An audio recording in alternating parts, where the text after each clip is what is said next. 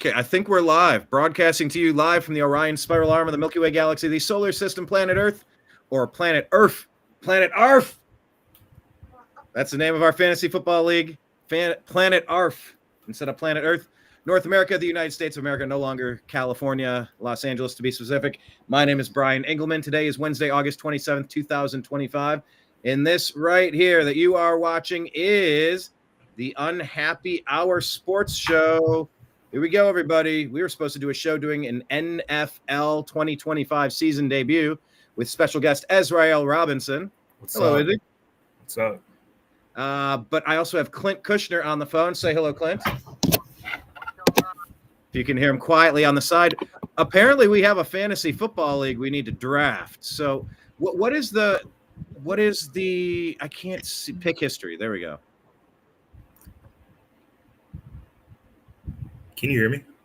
Yes. Okay. Do you say this is standard scoring? Yes. Okay, I'm going to ask Grok. I am in a 12-team standard. Here, let me share this tab instead. Standard scoring fantasy football league. Please rank all the players in the top 400.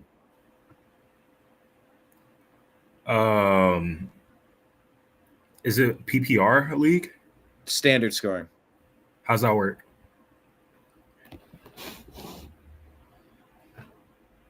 No, it says top. They're getting more points for running backs. I think they're getting like 6 points for touchdown compared to wide receivers. They're getting less points Really? per touchdown, I think. You get more points for a rushing touchdown than a receiving touchdown? Yeah, or less points like per yardage for receivers too. So you're getting more points per yardage for running back.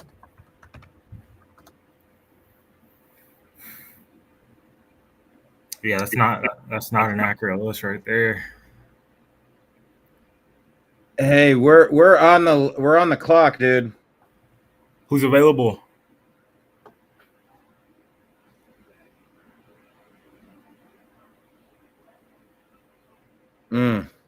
Jonathan Taylor, Bucky Irving. Yeah, so all the people taken: Bijan Robinson, Jahmyr Gibbs, Jamar Chase, CeeDee Lamb, Saquon Barkley, Justin Jefferson, Malik Neighbors, Ashton Gianti, Nico Collins. How many flexes do you guys get? How many flexes do we have? One flex, one tight end. In my opinion, I'd say either go Puka Nacua or try to get. I'd say because you get back-to-back picks. I'd say we get back-to-back. So Jonathan Taylor, Devon Achane, or Josh Jacobs, or Kyron Williams, or Bucky. Say Irving. Puka. Yeah, give me one running back: Jonathan Taylor, Achane, Jacobs, Williams, or Irving. Clint. Get Omarion. Who do you say, Izzy? I said Puka and Omarion, or Puka and Brock Bowers. You got to draft. I'd say you get Puka. I'm going to take Jonathan Taylor. Clint? I like Bucky. Should we go running back? God, y'all got Bucky Irving. No. I took Jonathan Taylor. Okay, good. But I could take Bucky Irving now.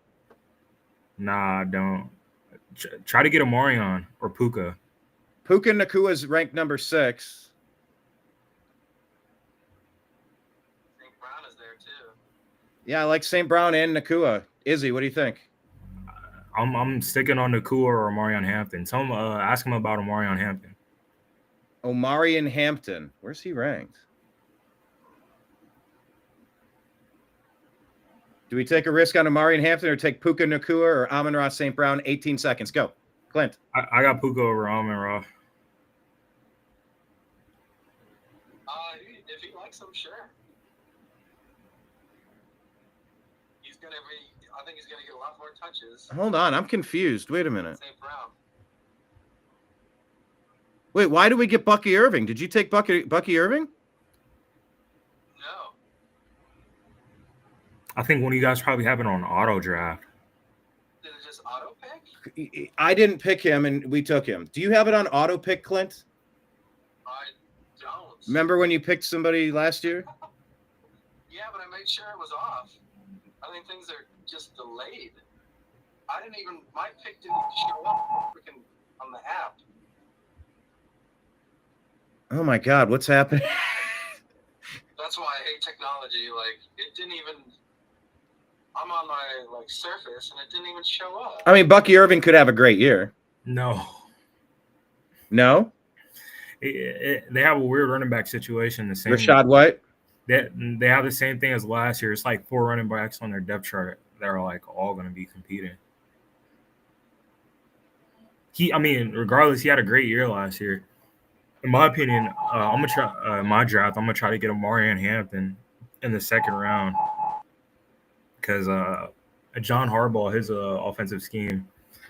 I think it was J.K. Dobbins. He split snaps with Gus Edwards last year, and he finished top 10 running backs.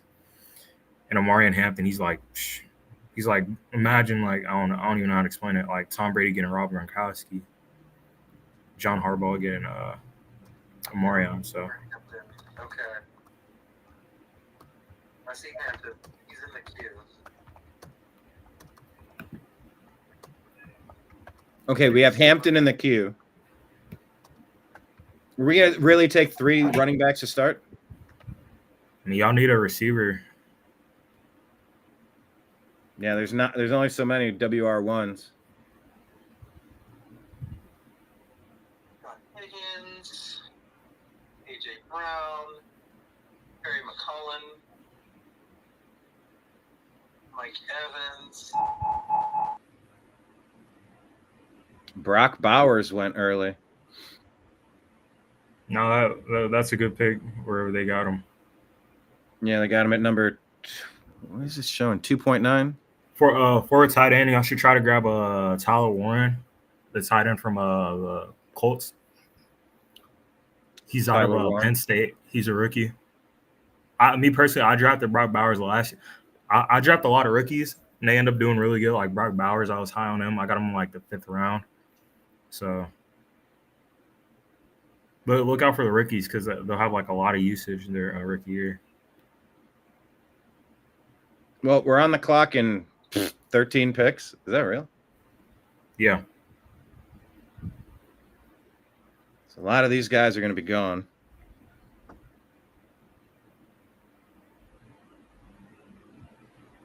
That was weird. I didn't draft Bucky. I didn't draft Bucky Irving.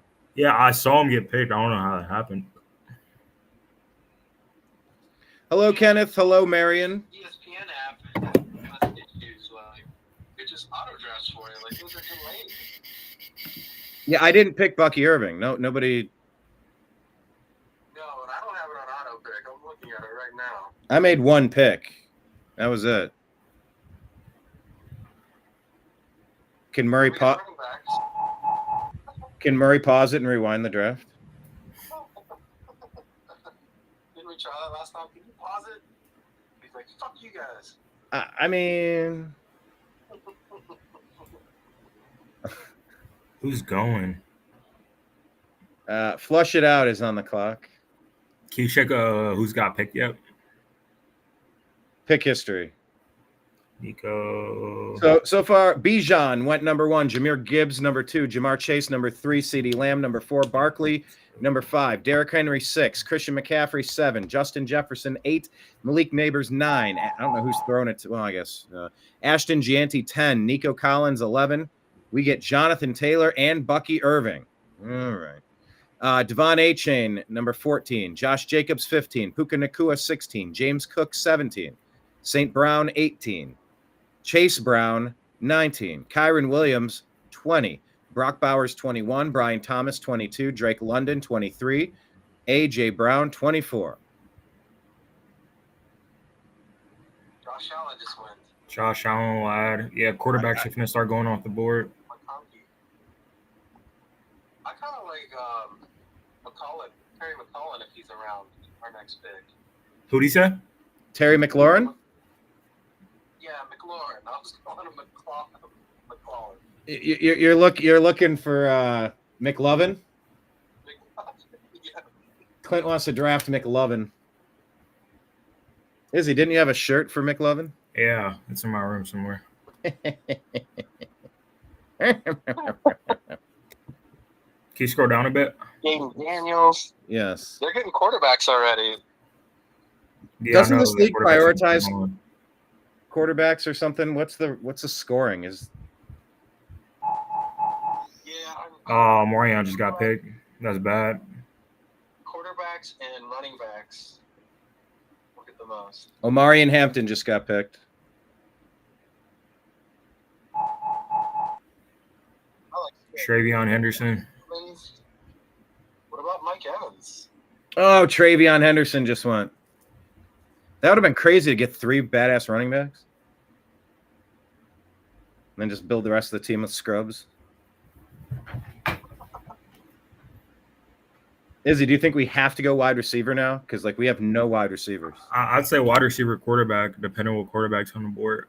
Quarterback so quick? I didn't pick a quarterback till I almost mean, the end. it's not a PPR league, so I'm guessing it's more prioritized.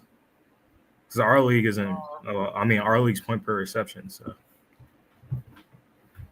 I say we want to go quarterback after a few of these wide receivers. Okay, Chuba Hubbard just went. We are on the clock in. James Conner, that was another good one. If he's healthy. But of course, that's everybody in the league. yeah, Lamar Jackson just went Lamar Jack, how are you seeing that? the bottom right of activity. Oh, okay, over there. I was looking at the. Okay, we're on the clock. Can you go see who you guys can pick? Players. Trey McBride, Trey Higgins. McBride, T. Higgins, Devontae Adams, Tyreek Hill, Jalen Hurts, Terry McLaurin. Hurts is gone. I say you get Joe Burrow and Terry. That's my personal opinion. Oh.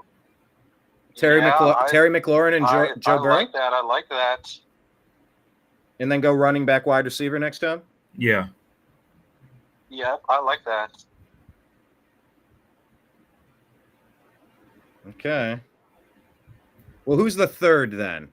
If they happen to they took Kenneth Walker. All right. So should I take Terry McLaurin and then Joe Burrow? Yeah, whatever row. Clinton? Yes, I like that. Yeah, Ken- because I kind of had Terry up there over Higgins. Over Higgins. Oh, Higgins got taken anyway. Yeah. Yep. Okay, I just don't know, how do I only draft one player? Just press draft on Terry. I did. All right, we're settled on Terry McLaurin. Yep. Go for it. And then you get Joe Burrow. And now Joe Burrow. I like it. Instead of Garrett Wilson, No, Xavier Worthy, Breece Hall, Marvin Harrison Jr., Tyreek Hill, our favorite Tyreek Hill. They're going to be throwing the ball a lot this year with their defense. So Yeah, Burrow's going to have to put up a ton of points. Hey, we're on the clock in 22 picks.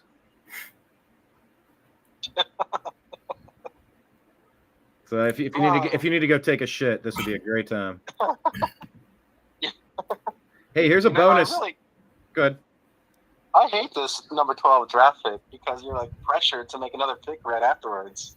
Yeah, but by the time we do our research, we like a couple people, and if we like a couple, we just take our top 2. Yeah, it gives you a little time, like you said, to take a massive shit.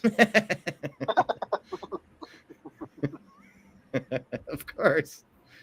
I mean, I'm looking at the bright side. There we go. Wide receivers left.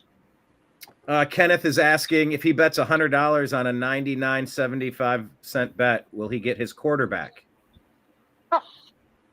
Will he get his quarterback? He also wonders if he can order a draft in a frosted mug. Yes, it's the only way. Is it Izzy or is he? That's the question, Izzy. What is it? I don't know. Is he or is he? We will be doing an NFL 2025 season preview show, everybody. Thank you all for joining. We just happened to stumble into a fantasy football draft that I was completely unaware of. I mean, I was aware, but I don't remember. Apparently, you weren't getting an update on your phone. The phone that drafted Bucky Irving? Yeah. I mean, Bucky Irving's calendar. He's supposed to be good this year, so hopefully. Yeah, and I think they were definitely trying to limit Rashid White. And I know what Izzy was saying, like it's kind of like they had multiple running backs, but I think they're going to give Irving the lead role. Yeah, and Izzy, I like Omari and Hampton too, but I also think what the heck just happened? I also think Najee Harris is going to get a few looks. Maybe. I mean, like I said, they split the backfield last year, and J.K. Dobbins had a great year in fantasy. I'm just saying, Omarion, he's gonna have the lead back role this year. There's no J.K. on the team. I don't think Gus Edwards is there, so. Yeah, but Najee's going to get quite a few carries, though. Yeah, probably. I mean, depending on the injury he has. I mean, all training camp he didn't practice, so. Yeah, they said his eye's okay. He had a stupid fireworks incident.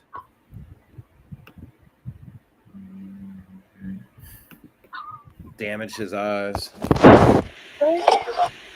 All right, players taken since Joe Burrow and Terry McLaurin have been Tyreek Hill, Jackson Smith, Njigba, Trey McBride, Xavier Worthy, Mike Evans, George Kittle, Marvin Harrison Jr., DK Metcalf, Alvin Kamara, and Aaron Jones. Wow, so what are we looking at on wide receivers? Maybe Garrett Wilson? Yeah, look at receivers. Can you pull the screen back up? Clint, are you able to get in yet? Did you click the link? I'm struggling connecting to the email right now. Do you have a laptop you can use or a computer? Yeah, I'm on a Surface laptop right now, but I haven't used it for a while, and it's saying my password isn't right for Gmail.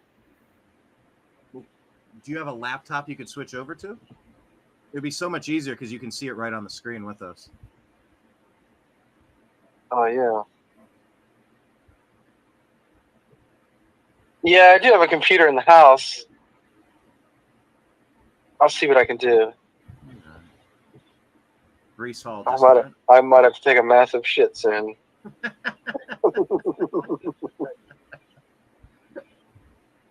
Trying to do it during the break. Take the Browns to the Super Bowl. Let's see what we got.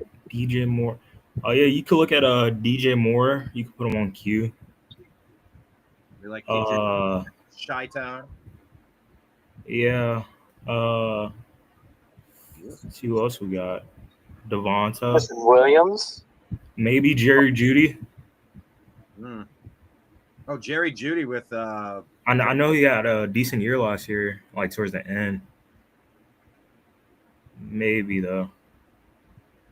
Yeah, Judy's set to be wide receiver 1 with old man Flacco. Flacco, who's many years younger than me.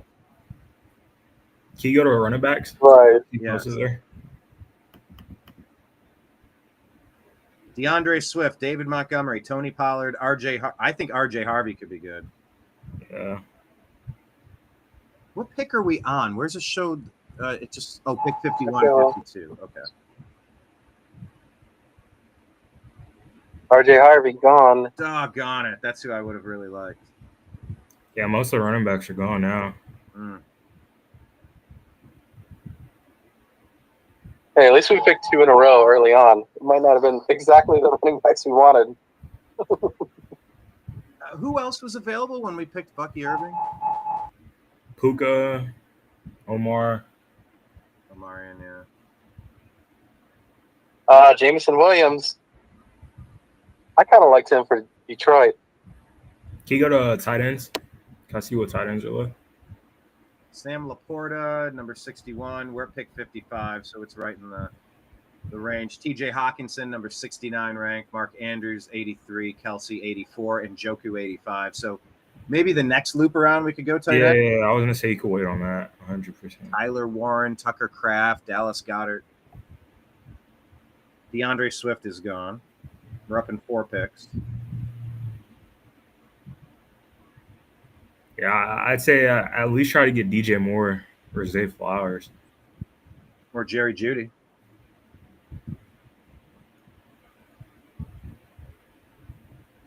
All right, we're up in 3 picks. Tony Pollard's gone. DeAndre Swift is gone.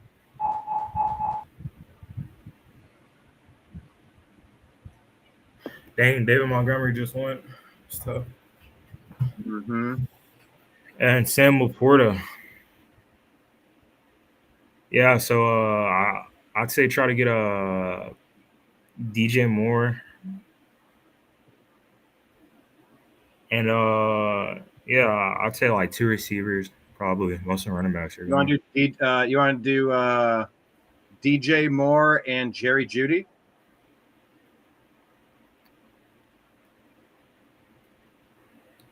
Clinton?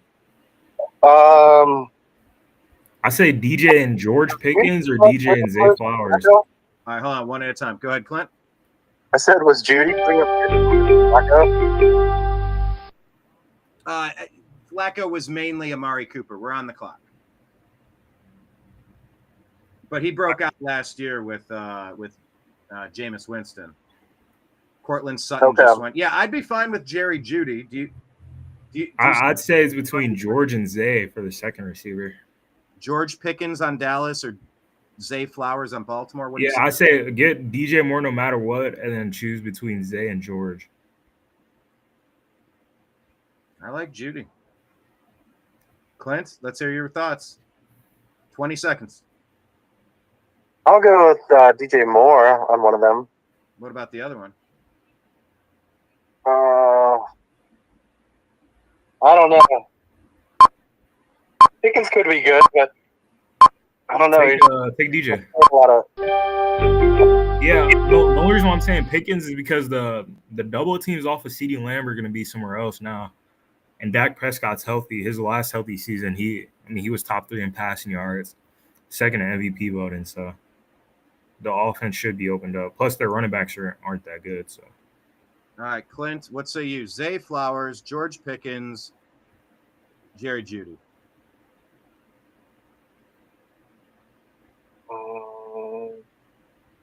Flowers.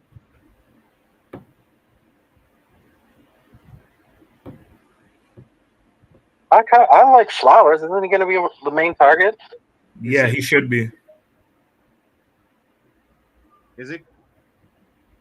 Yeah, that's why I said Zay. I mean, he should be the main target for the Baltimore Ravens. So Zay Flowers then, Clint? Yeah, let's do it. I hate not getting Jerry Jeudy. I thought he was set to have a nice season. All right, now go queue up some tight ends. I say like 3 of them just in case.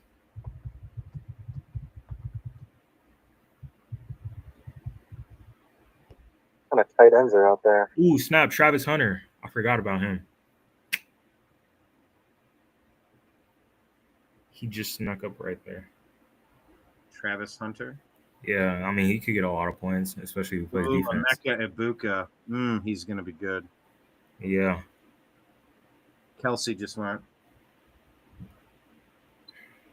So our team right now is Joe Burrow at quarterback, Jonathan Taylor at running back, Bucky Irving at running back, Terry McLaurin at wide receiver, DJ Moore at wide receiver, Zay Flowers at wide receiver. We need tight end and another running back. That receiving core looks pretty nice. You're more impressed with them than I am, but I'll take it. All those guys are the first receivers on their team, so. Also is Jerry Jeudy. Yeah. Doesn't Joe Flacco like tight ends more? Dude, okay. Amari Cooper set a Cleveland Browns wide receiver record for most receiving yards in a game because Joe Flacco lit them up against the Texans. Yeah. Flacco airs it out to his wide receiver 1. without a doubt.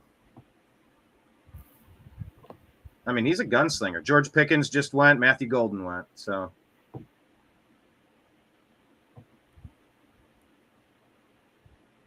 what types of running backs are even left? We got. Yeah, let's see what running backs are left. I mean, maybe we should take Rashad White. Not yet. What team is Byshaw on? Jacksonville. Bashal Tootin. Okay. Joe Mixon is out. Why is he out?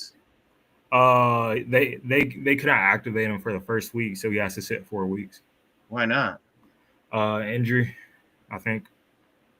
So Nick Chubb is going to be the guy? Yeah, Nick Chubb should be the starter. Oh, my God. He's going to crush. Can you keep scrolling? Let me see what other running backs there are. Ja'Cory Krosky Merritt. Oh, yeah, put him on Q. He shot up in a lot of drafts. Put him on. If he's there, me personally, I'd say take him. J.K. Dobbins looking healthy. Tank Bigsby. And Etienne back-to-back. Etienne, yeah. I would even touch it. Man, I had Etienne for like 3 years. Last year was weird. They split the backfield between each other. Yeah, I drafted Tank Bigsby, hoping we'd get some. Yeah, I don't even know what happened with Etienne last year. It was kind of pissy. Go to tight ends. Let's see who's there. All right, Clint at tight ends. T.J. Hawkinson, Minnesota. Mark Andrews, Baltimore. David Njoku. I like Njoku with Flacco. You know who else I like? I like the kid from Bowling Green. No shit. Yeah, you could get him in the free agency. Free agency? Yeah. Not in this group. Me personally, I like Tyler Warren. I mean, if Daniel Jones is starting, he's going to be. I mean, if you watch his highlights from last year in college, I know college and NFL are two different things. But Tyler Warren, he's like the whole offense.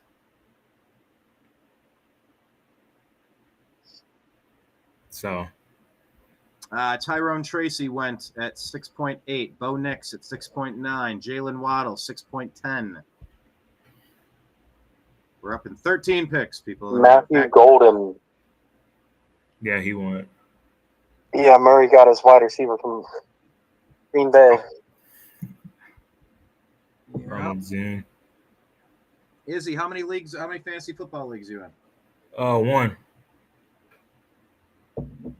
You're a smart man. You can just focus on one. Yeah. Yeah, it's a shit show with us. I think I'm in 2 Dynasty, a Yahoo, and an ES. I'm down to 4. That's good. I think at one point I was doing 5. I'm like, what am I doing here? Like, I cannot do this. I was doing 2 drafts in one night. You should have stayed in our fantasy football league, though. Hello, David Bann up in Ontario. How are you, sir? We're going to be talking about the 2025 NFL season in a couple of minutes, but we are doing a fantasy football draft live because this was scheduled at the exact same time, and Clint was nice enough to remind me. Clint, can you use your phone, and can you just click on the link to jump in to the screen that way? I'll see what I can do. Go to your email on your phone and just tap it. See if we can just get you in here, because then you should be able to see the screen with the players. Maybe.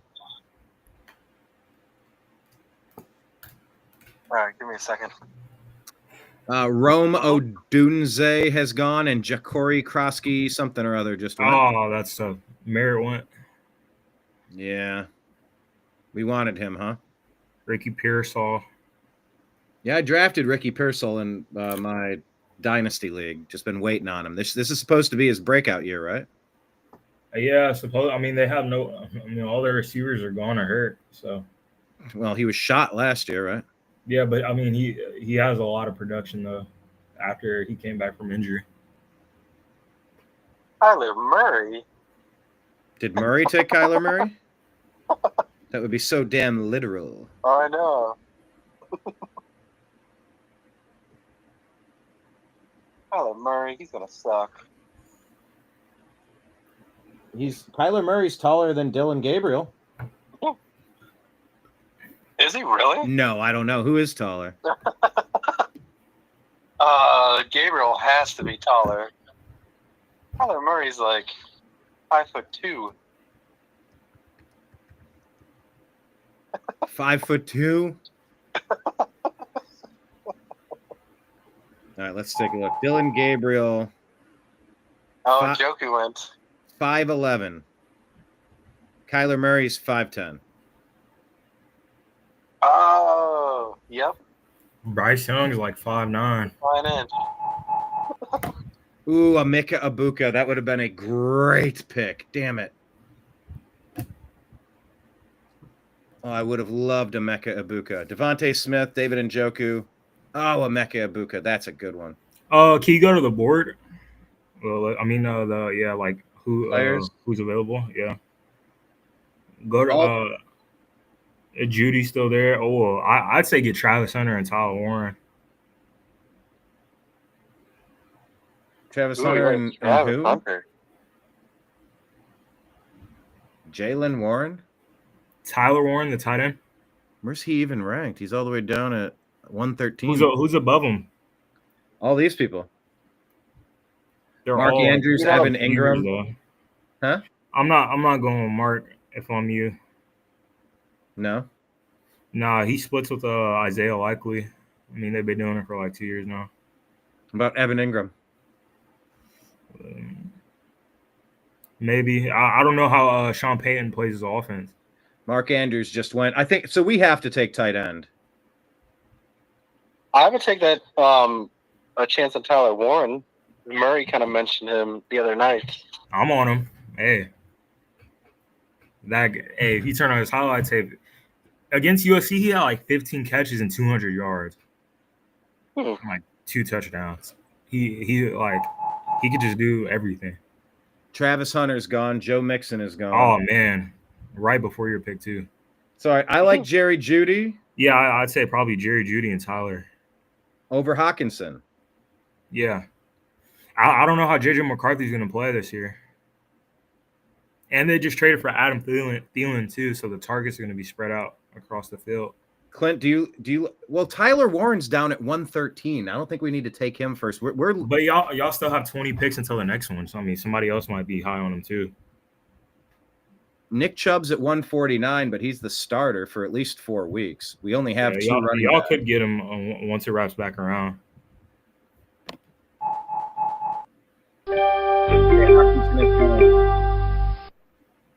I say Tyler and Jerry.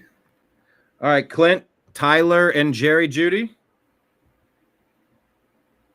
Yeah, I like it.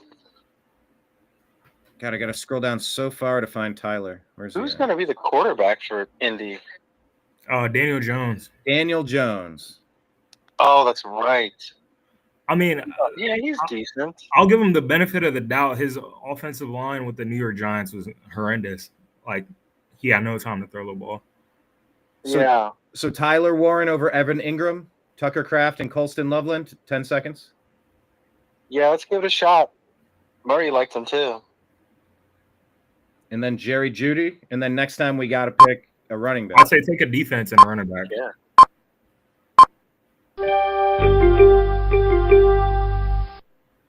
All right, Tyler Warren has been selected, and I should go get Jerry Jeudy now. Yeah?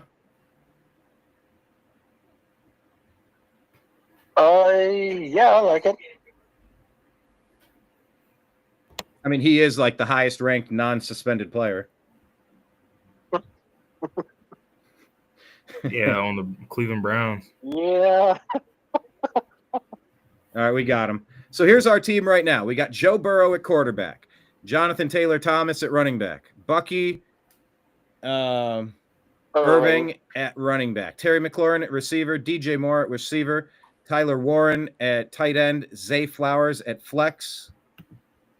That's a formidable team, and Jerry Jeudy on the bench. Does this league do a lot of trades? I was gonna say you could trade for a better running back. Nobody has running backs. It's a 12-team league.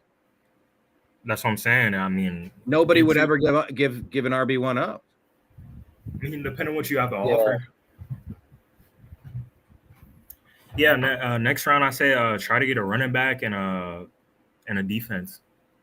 try to get either not Baltimore, either the Denver Broncos or the Atlanta Falcons. Those defenses I'm high on. Let's go take a look at. It's still too early for defense, but who are you in on? Broncos? The Broncos and the Falcons. Or the Eagles. The Eagles have a pretty good defense every year. Eagles might be gone. The Browns don't know if Judkins is going to be suspended. Suspended for what? He wasn't convicted of anything. He wasn't. Yeah, he just signed his contract. I don't know how they're going to mix him into the offense, if he's going to be a starter or not. I mean, they drafted him at the high second round where they took Nick Chubb, so he damn well better be.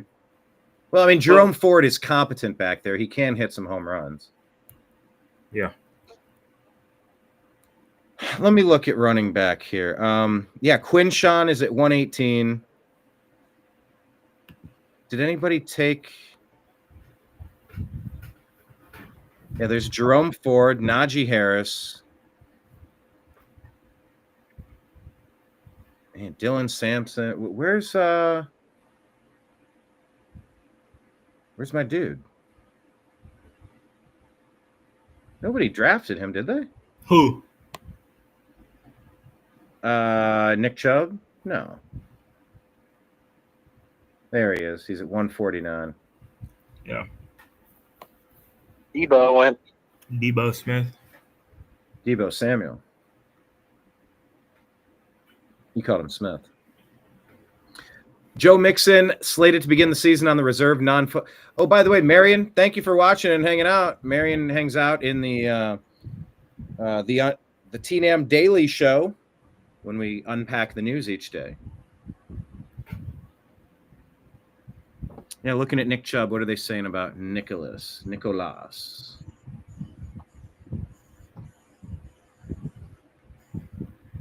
Yeah, we definitely need to.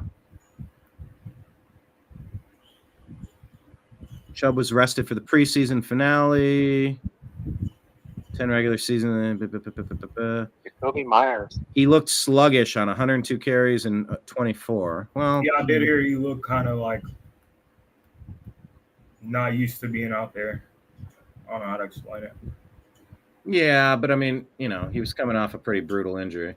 I mean, he's done it before. I mean, twice is kind of crazy, though. Once you're lucky.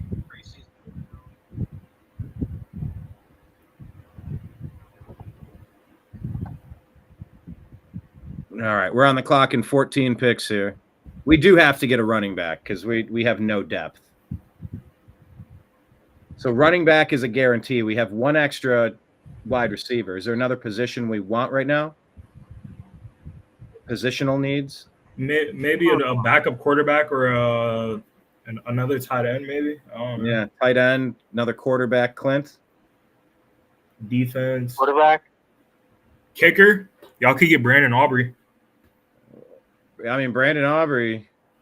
Who was that kicker that we saw hit the 76-yarder or something? Jack Little. The only problem is I don't think the Jacksonville Jaguars are going to have a lot of points. Points on offense. I'd say confidently, not even trying to be biased or anything, that the Cowboys, they'll at least be within range for Brandon Aubrey. I mean, respectively, depending on what our new coach is planning to do, if he's risky or not. So.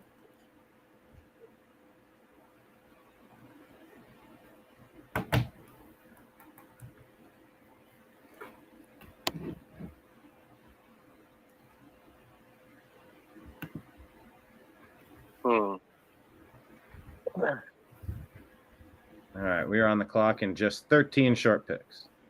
Yep. What about that Tank Bigsby for Jacksonville? Are they going to use him? I like Tank. I heard Etienne is back at starter. I'm just not sure how that's going to work out because, I mean, the same thing happened last year. He was starting. It was like week 2, week 3, and then Bigsby came in. It was all weird and stuff.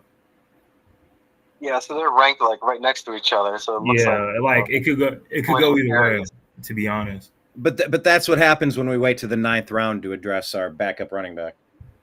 Yeah. You know, we're going to have to lean on our workhorses and hope that they stay healthy, really.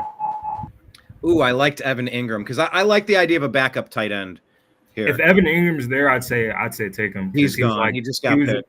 So yeah, he was like top 7 last year. Sorry, go ahead, Izzy.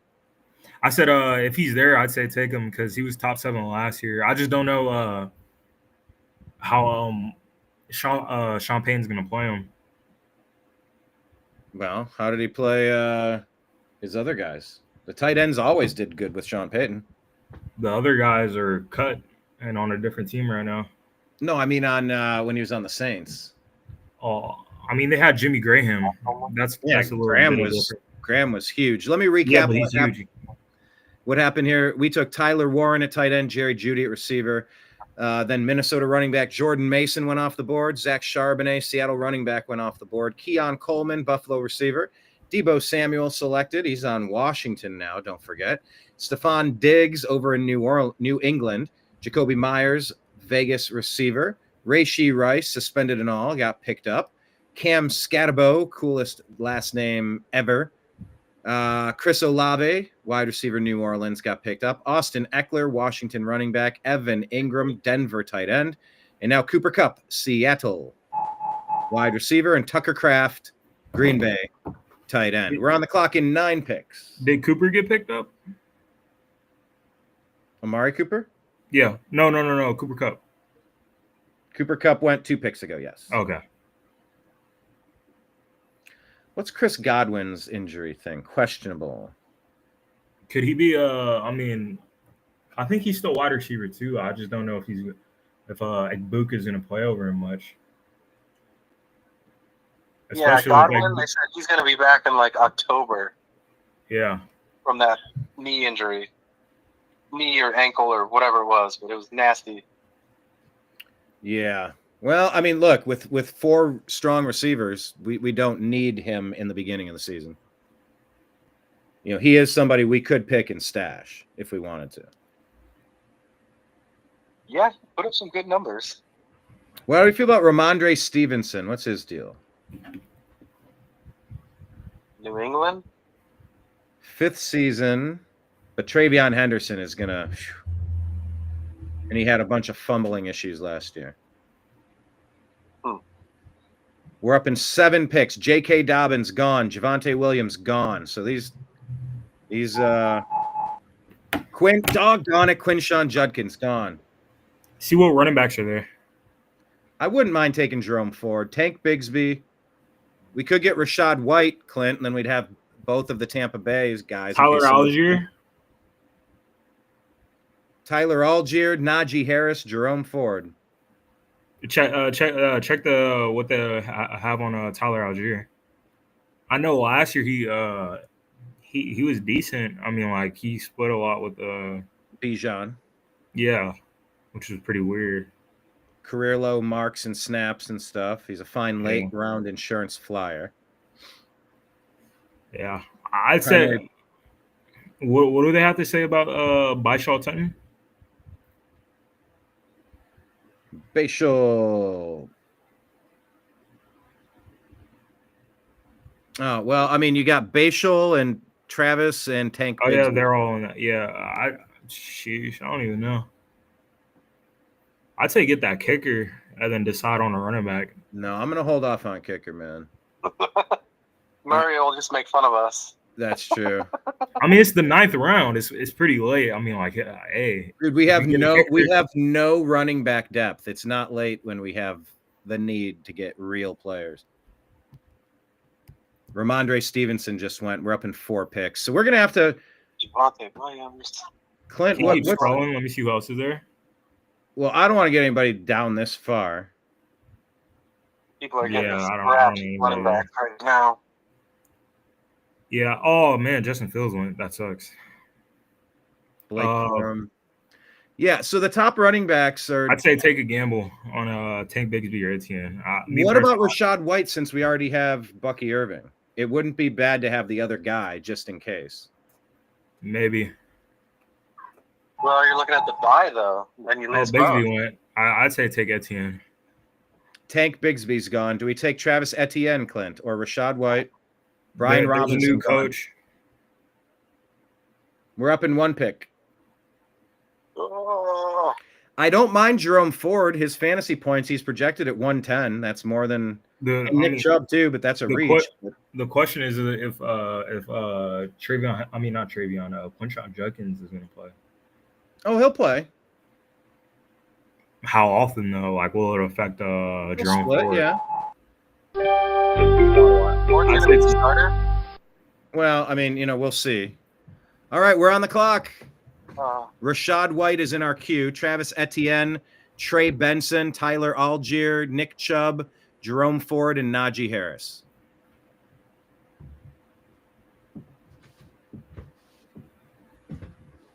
I don't know. Take Kyle Pitts and and Travis Etienne. I think Kyle Pitts is a good pick here. Yeah, a lot of people got him going in the top 5 rounds. I mean, you're getting him late, so I mean, I don't see a problem with it. Insurance at tight end. All right, so Rashad White or Travis Etienne, Clint. 2 seconds. Etienne. I don't like having 2 running backs that are on the bye together, All right, we took Etienne. And that just defeats the whole purpose. Kicker. Do we go back up tight end here, Clint? Colston Loveland, Dallas Goddard, or Kyle Pitts, or Dalton Kincaid, or Hunter Henry, or Jake Ferguson? Oh. I wouldn't mind Kyle Pitts. I mean, he's got physical skills, right? Is he? Yeah, it's just like a weird fantasy thing with him. Like every year, people say to get him. I mean, Michael Penix, he started, and supposedly like they're hanging out a lot. I like Kyle Pitts, Clint. Are you okay with that? Yeah, I mean, take a chance. It's all about the chemistry at the quarterback. Kyle Pitts, Izzy, you're in? Yeah, go ahead.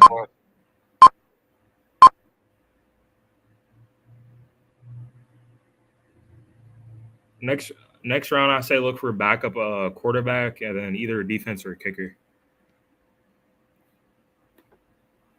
So at backup quarterback, who do you like, Clint? Available. Dak Prescott.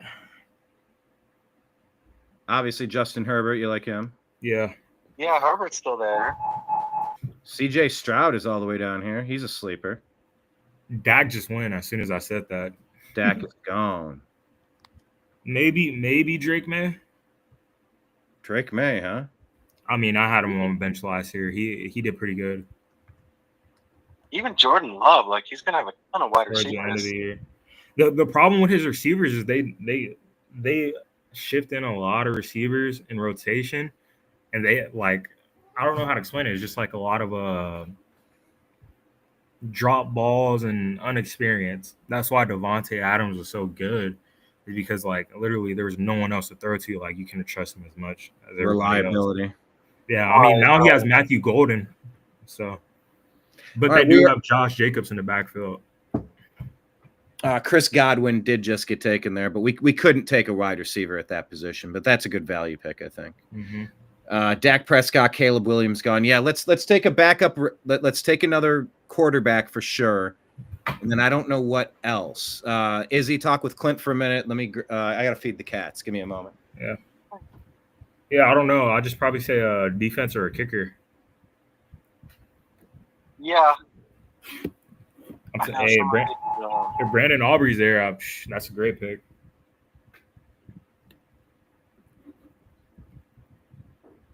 Who's Aubrey? The Cowboys kicker. Oh, okay. Last year he was a number 1 or second ranked kicker behind the Steelers. The only thing, the great thing about him is he could hit. Last year he hit from 69. And then this year during the preseason, he hit from like 64 and 65. Okay. Yeah, I like that. I mean, he'll give you at least like, depending on how much the Cowboys score touchdowns. I don't know if it's going to be a lot. He'll at least give you 10 a week. So that's good to have. Right, gotta look for that consistent kicker. So whatever happened to Justin Tucker? Does he not play in the league anymore? I guess nobody wants to pick him up after what happened. Yeah, crazy. Yeah, I mean that's unfortunate. But he That's just his Hall of Fame hopes. yeah. I think the kicker from Jacksonville just had the longest field goal in NFL history. I think last year the Cowboys kicker Brandon Aubrey had it, but they were both in preseason games. Okay. But in desperation, you should get extra points for it depending on how long the field goal is. I say if it's from 40 or 50. So Right, that always tacks on a few extra points. yeah, and Brandon, I mean, depending on how desperate the Cowboys are, they'll bring him out from like 55 and he'll drill it, no problem. Okay. Put him in the queue. But yeah, I don't know what's up with the running back situation with you guys. Pretty shaky. I mean, Jonathan Taylor should have a great year. Just gotta hope Bucky Irvin stays on top of it. I know. I remember last season they were splitting it with White. Yeah, I remember that too. Irvin looked a little better at times. So yeah. I mean, a lot of people were high on him. Supposedly, he's supposed to do good this year. Yeah.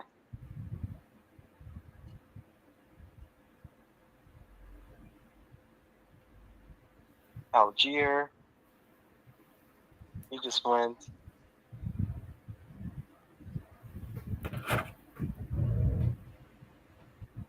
Jordan Addison.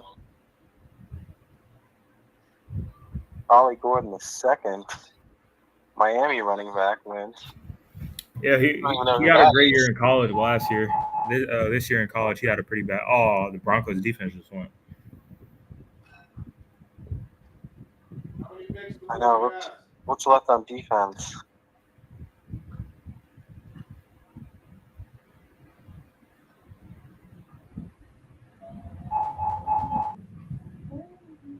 Nick Chubb.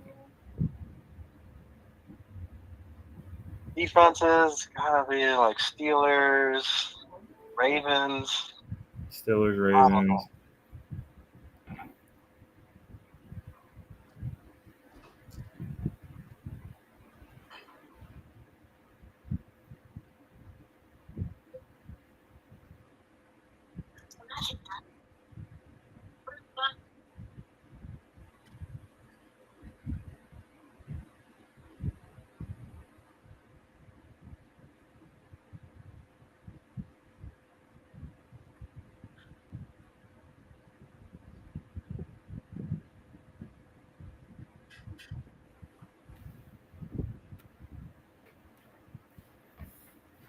It is crazy. A lot of these wide receivers that's really split the Yeah. receptions. Like Jalen Reed is still there.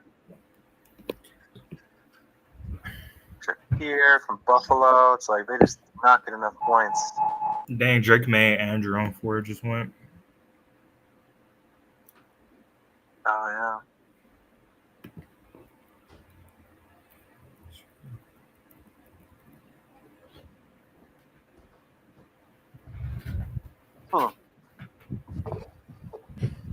All right, we're up in 9 picks. Oh, Jerome Ford's gone. And Chubb is gone. Doggone it. Yep.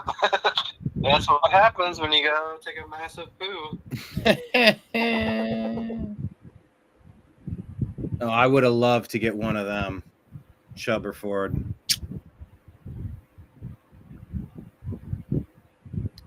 Okay, so we're definitely going to take a quarterback here. Yeah, who's there? Can you pull it up? Oh yeah, I'll take it Herbert if he's there. Clint, who do you like here at quarterback? You have Herbert, Love, Goff, McCarthy, Tua, Stafford, Stroud, and Lawrence.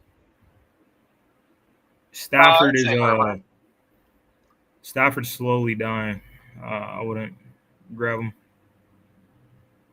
Slowly. I know he's getting into that old category.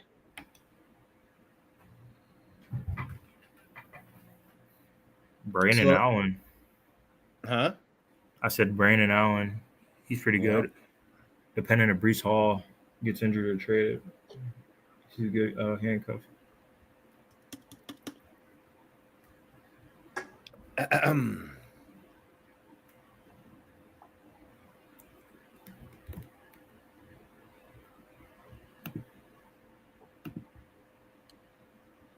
Are you okay with Jordan Love, or if Herbert's gone in the next 6 picks? Juwan Jennings taken. Herbert's gone. Yeah, Jordan Love's a good pickup. Hmm. Who else is there? Jordan Love, Jared Goff, J.J. McCarthy. C.J. Stroud and Trevor Lawrence. I'd say between J.J. and Jordan. I wouldn't go Stroud because his O-line, they just released like a really good O-lineman, and they traded away Laramie Tunsil from last year. That was the biggest problem with their offense is that no one could block for him.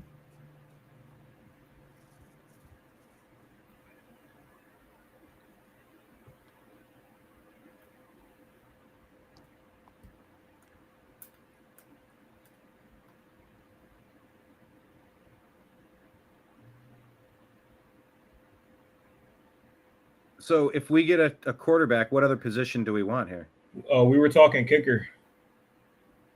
Not yet. We got 1, 2, 3, 4, I'm 5. telling you, a defense just wet. I mean, like, there's still going to be people there. If you get a kicker that could get you 10 a game. Fuck.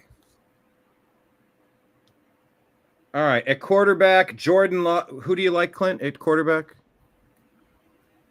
Right now, just Love that's left over. Izzy, Jordan Love, is that okay?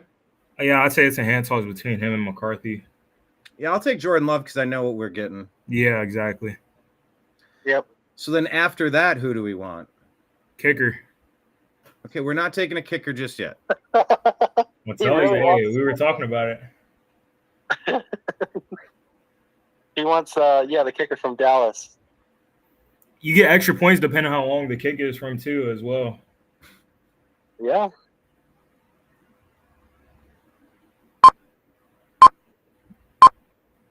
Did you take Jordan? I lost him on the screen. I'm like, wait a minute. Where do I? Hold on, what do I? Okay. Oh, no, we just auto-drafted Justin Tucker.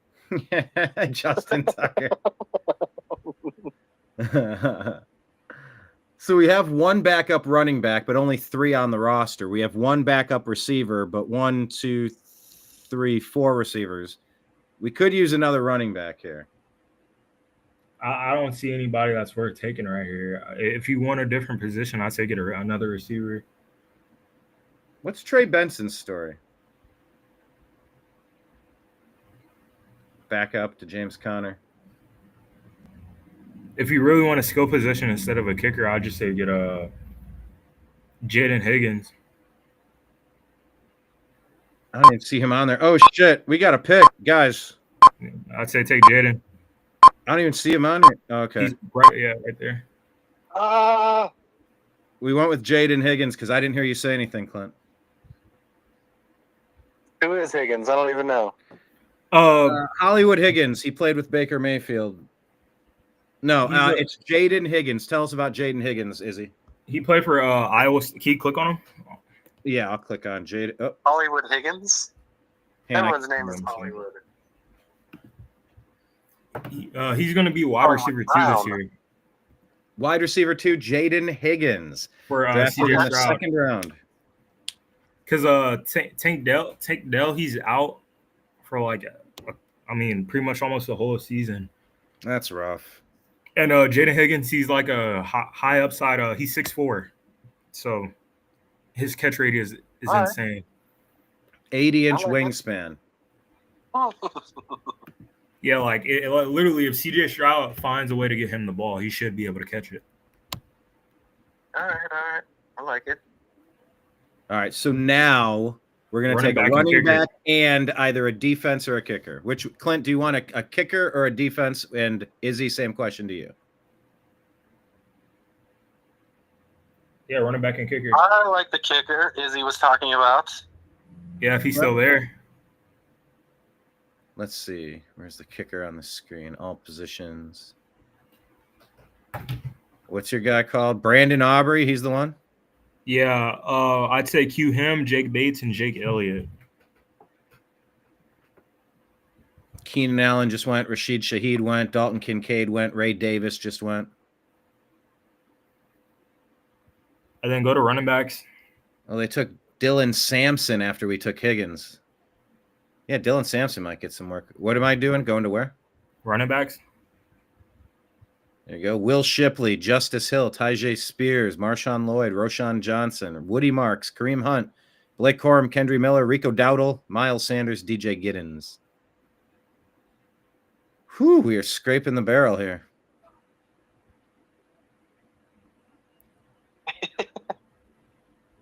Yeah, real. Whew. Yeah, we don't have a lot of running back depth. I wish we had more. Yeah, I knew that was going to be tough. Picking 12, it's like it just goes. Check what other teams have for their running backs.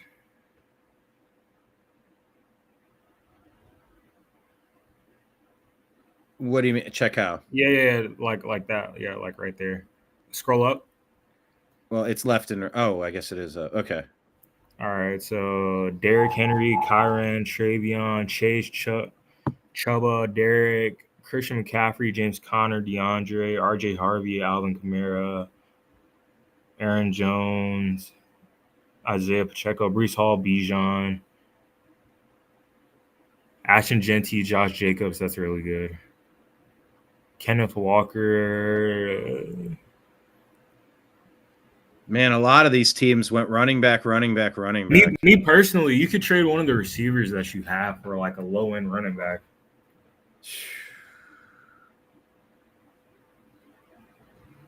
Especially depending on how they pan out as well. I mean, like, you should be able to get someone. I like what Nutter did here. Saquon Barkley, Kyron Williams, and Travion Henderson. 1, 2, and 3. Yeah, that's awesome. Who else does he have? Oh, then he took Tyrone Tracy, Quinshawn Judkins, Jaden Blue, and Braylon Allen. Went so at running back heavy. Yeah. Someone drafted Matthew Stafford. I mean, look, Stafford might have a season left. No, he's in my opinion, he's one of the best quarterbacks. It's just that back issue he has. And the neck. They kind of rushed him in to start the season this year. They're saying that he's not even all that there yet. So.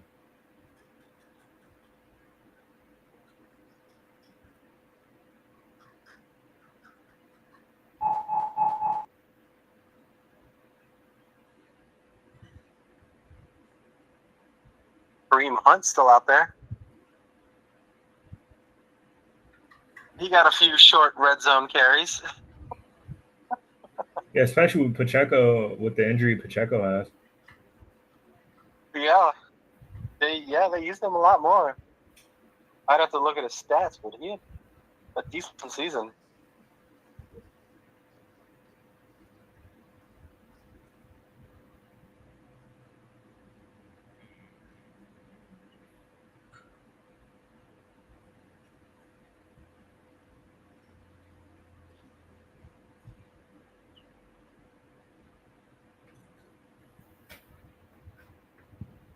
Kareem Hunt, 728 yards, 7 touchdowns.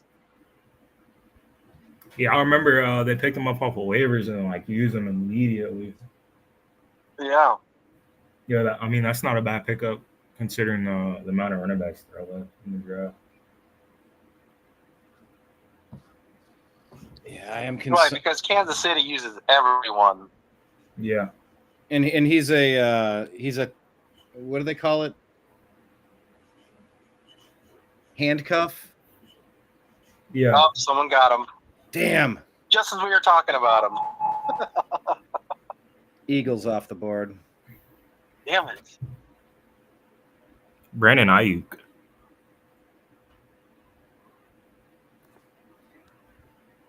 Crazy he's still around. Got a huge contract last season. Disappeared. Got hurt.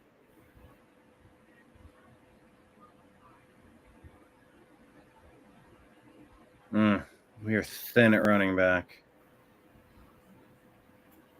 I mean, we're top heavy at running back.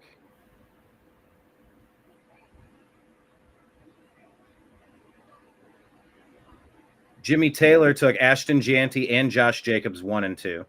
Yeah, Murray took Henry and Chase awesome Brown 1 and 2. Nutter took Barkley and Williams 1 and 2. So a lot of teams went running back like we did.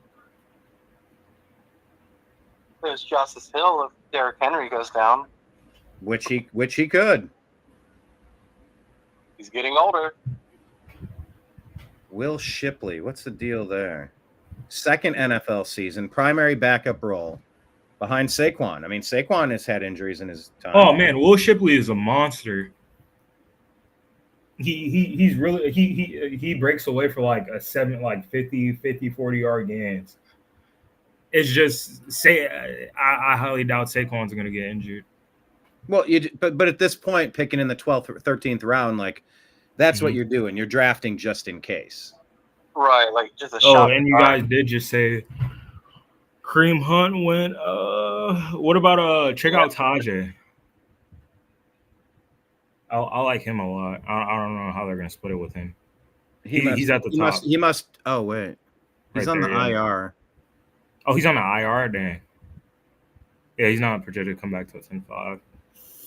Blake Corum. Can you look at Blake Corum? High ankle sprain.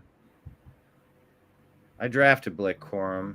Is he still even on here? I don't see him. He's all the way. He's at the top. 214. Is he? Supposedly he's supposed to be getting used this year. 2024 third round pick, third on the Rams depth chart. But he did pass Ronnie Rivers. Never a threat to Kyron Williams as the feature back. Not overly impressive as a rookie, but he makes for an intriguing insurance stash because Williams has totaled a massive 663 touches, third most over the past 2 seasons, including the playoffs. Should Williams miss time, Corum would likely work ahead of rookie Jarquez Hunter as the lead back in a good Rams offense. He's worth a late-round flyer. Shit, Will Shipley's gone. Cedric Tillman's gone. Dallas Goedert's gone. Okay. I like Justice Hill. You like Justice Hill above Blake Corum? I don't know who Blake Corum is. The Michigan running back from the championship team. The asterisk. That son of a bitch. Woody Marks, Houston running back, is gone. I don't want him on my team. How do you feel about Justice Hill then? Is Keaton Mitchell there? Is who? Keaton Mitchell. He's a rookie for the. He's probably later. Yeah. Get Justice Hill. Nah, Keaton Mitchell. He's a really good running back for the Ravens. He balled out in the preseason this year. All right, so we're all in on Justice Hill. I like it. And then snag up Brandon Aubrey. And then Izzy is recommending Brandon Aubrey. Clint, what say you? I would say go for it. Yeah, he's been talking about it.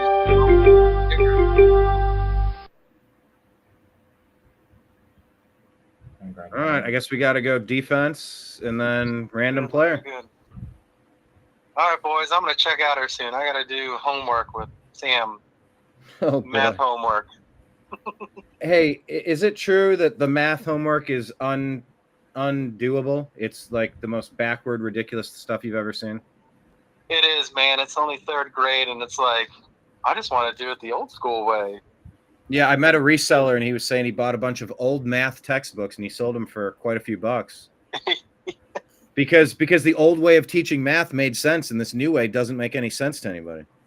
Yeah, it doesn't. Like, parents, they struggle. It's like, I'm doing it for her, but, like, they want kids to break it down in, like, a whole new version of it.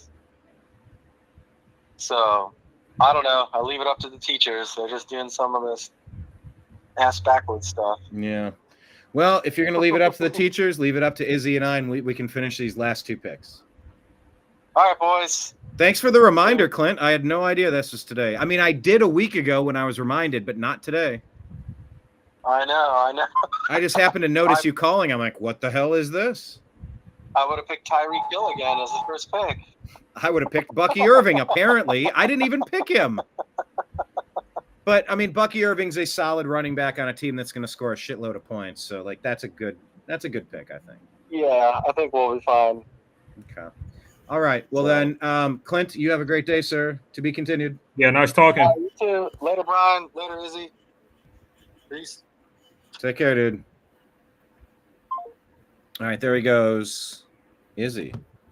How about that? Yep. How unexpected was that? Yeah, pretty.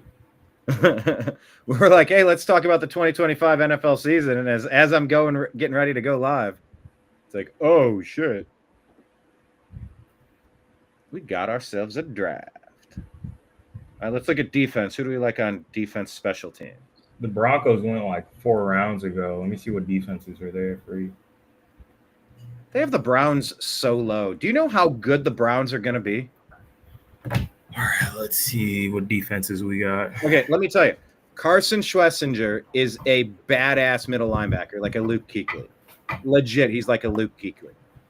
And now Myles Garrett, the best defensive player in the league, has Mason Graham, the massive disruptor, the 5th overall pick from Michigan at defensive tackle. Like, they're going to be disruptive. Yeah. What teams are there? Oh, yeah, let me full screen it, or larger size it. Vikings, Seahawks are the top 2 rated. We're up in 12 picks.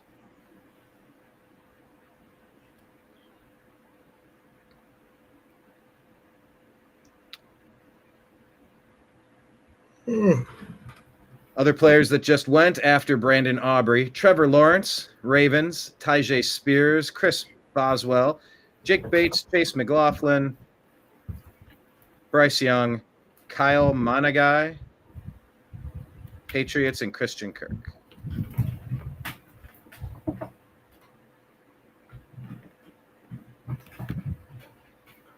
So I guess we get to pick a defense and then one final player. Yeah, I'd either say Kansas City or the Seahawks.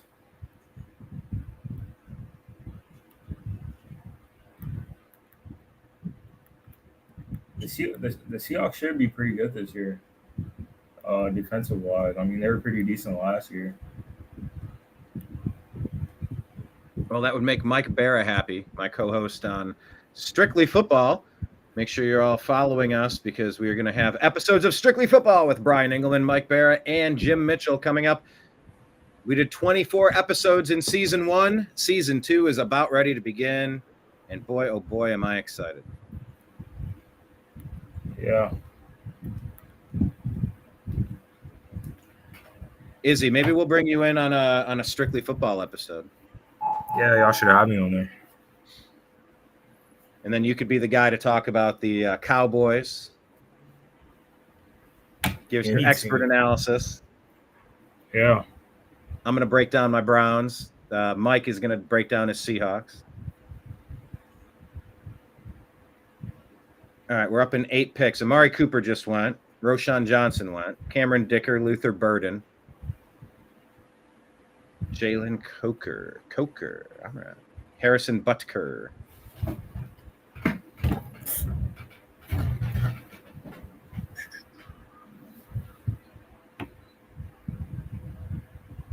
Do we want a third quarterback? That just seems reckless. Yeah. What receivers are there?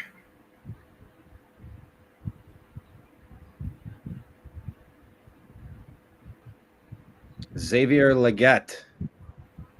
Hollywood Brown, questionable. Wandale Robinson, Marvin Mims, Rashad Bateman, Demario Douglas, Trey Harris, Michael Wilson, Kyle Williams, Tyler Lockett. Man, he's still playing? Mm-hmm. Nick Westbrook Ikhine. Nikhil Westbrook-Ikhine. DeAndre Hopkins is still playing? He's on Baltimore? Yep.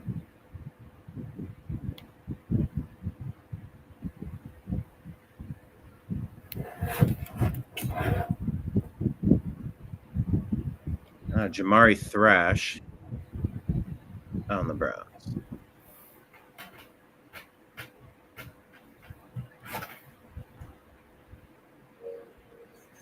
Oh, we're on the clock in one pick. All right.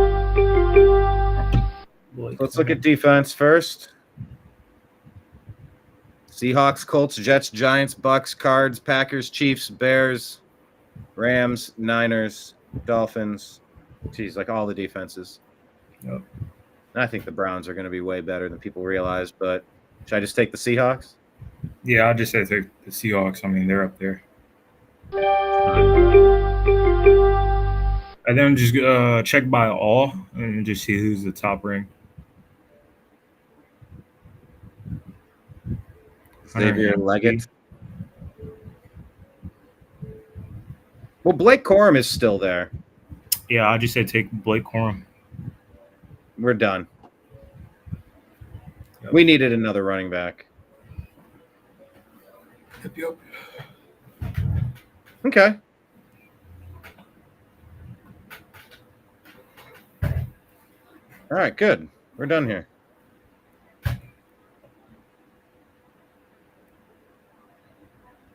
Draft is complete. Well, that was fun. Unexpected. Yeah. All right. Do we want to do a show now or do we want to push it to another day? We just did an hour 15 on a fantasy football draft. You did. I don't know. It's up to you. Let it rip. I'm down for whatever. Like, so I'm not doing anything for the rest of the day. Well, let's do it. Here, let's do a refresher here on the New American Media. You are watching the Unhappy Hour Sports Show. Thank you for being here. Let's get the party started, and we're going to do a 2025 NFL season preview. Hi, this is Eric Metcalf, and you're watching the Unhappy Hour. Eric freaking Metcalf. Izzy, what do you know about Eric Metcalf? Nothing. Bro, he's a bad man. You don't know anything about Eric Metcalf?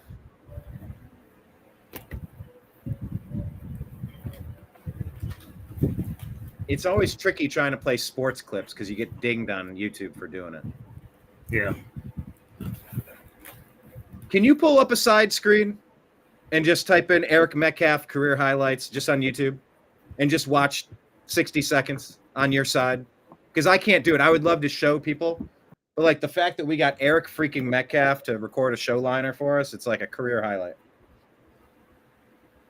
That dude was drafted out of Texas back in 1989, the same draft as Barry Sanders. Ooh, was he electric? And man, did they share some similar movements? They shared some similar moves. Those guys were incredible. Did you find something you're watching? Yeah. Okay. We'll give Izzy a second to do that, and we're going to reset the show as we do our 2025 NFL season preview.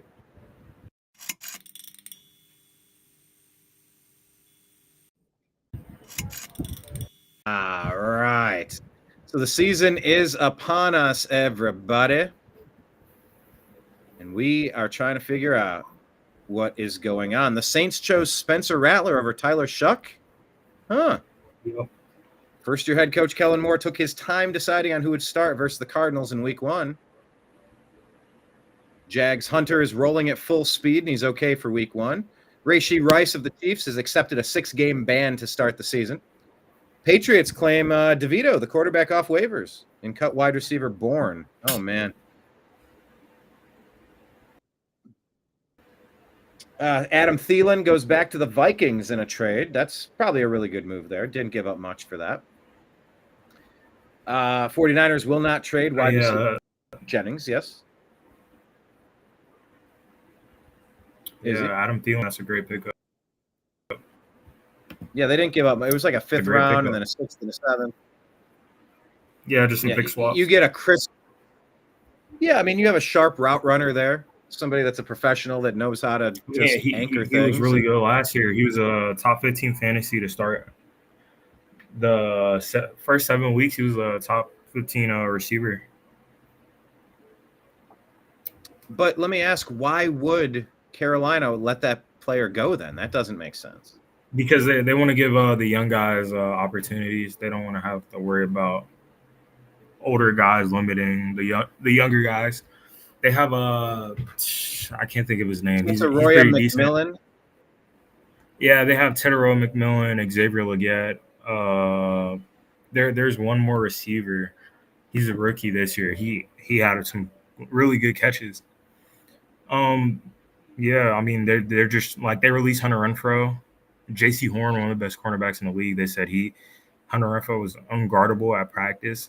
It's just them trying to clear up some room so they don't have to worry about the young guys. Yeah, Renfro's legit. Yeah. Jalen Cocker. He's pretty. He showed flashes. He's really good. He's a rookie, and Jimmy Horn. He's a rookie as well from Colorado. Oh yeah, that Jimmy Horn. He's the son of Joe Horn. Yeah, I guess so. Yeah. So, did you watch any awesome highlights that made you go, "Whoa, dude"? I watched the preseason game. No, Eric Metcalf. Oh yeah. So you could, yeah, he was a track athlete. Yeah, I did see a couple. Well, let's talk about this division since we accidentally ended up in here. Bryce Young is a starter. Andy Dalton is the backup. I'm gonna grab a water right quick. Okay. The Carolina Panthers are obviously not going to be setting the world on fire. Their division, we're going to be a little out of order, but we'll start with the NFC South here. Falcons, Panthers, Saints, and Buccaneers. Yes, Saints did not go with their rookie. Buccaneers, they've won 2 division titles in a row. Obviously, it's been a down division. In the Atlanta Falcons, they have a new quarterback. Kirk Cousins is sitting on the sidelines behind Michael Penix Jr., Bijan Robinson, Drake London, Kyle Pitts. I mean, they have some talented players on that Falcons depth chart. So I guess maybe we should start with the big dogs. Obviously, being a Cleveland guy. Hello, Lake Leon. Happy to have you here. Being a Cleveland sports fan, I am obviously still rooting for Baker Mayfield. I think Baker was done dirty by Kevin Stefanski, the coach of the Browns, and by Andrew Berry, the general manager of the Browns. Regardless, I still like Baker, and I'm still rooting for him, and he's a lot of fun to watch. I do predict that the Buccaneers are going to win their 3rd division championship in a row. And yeah, the Falcons might put up a fight, but they put up a fight last year as well. All right. I have a question. Yeah, let's go. How are we going to do this? Are we going to go like by division, talk about the teams? Like, who do we think is going to do good this year?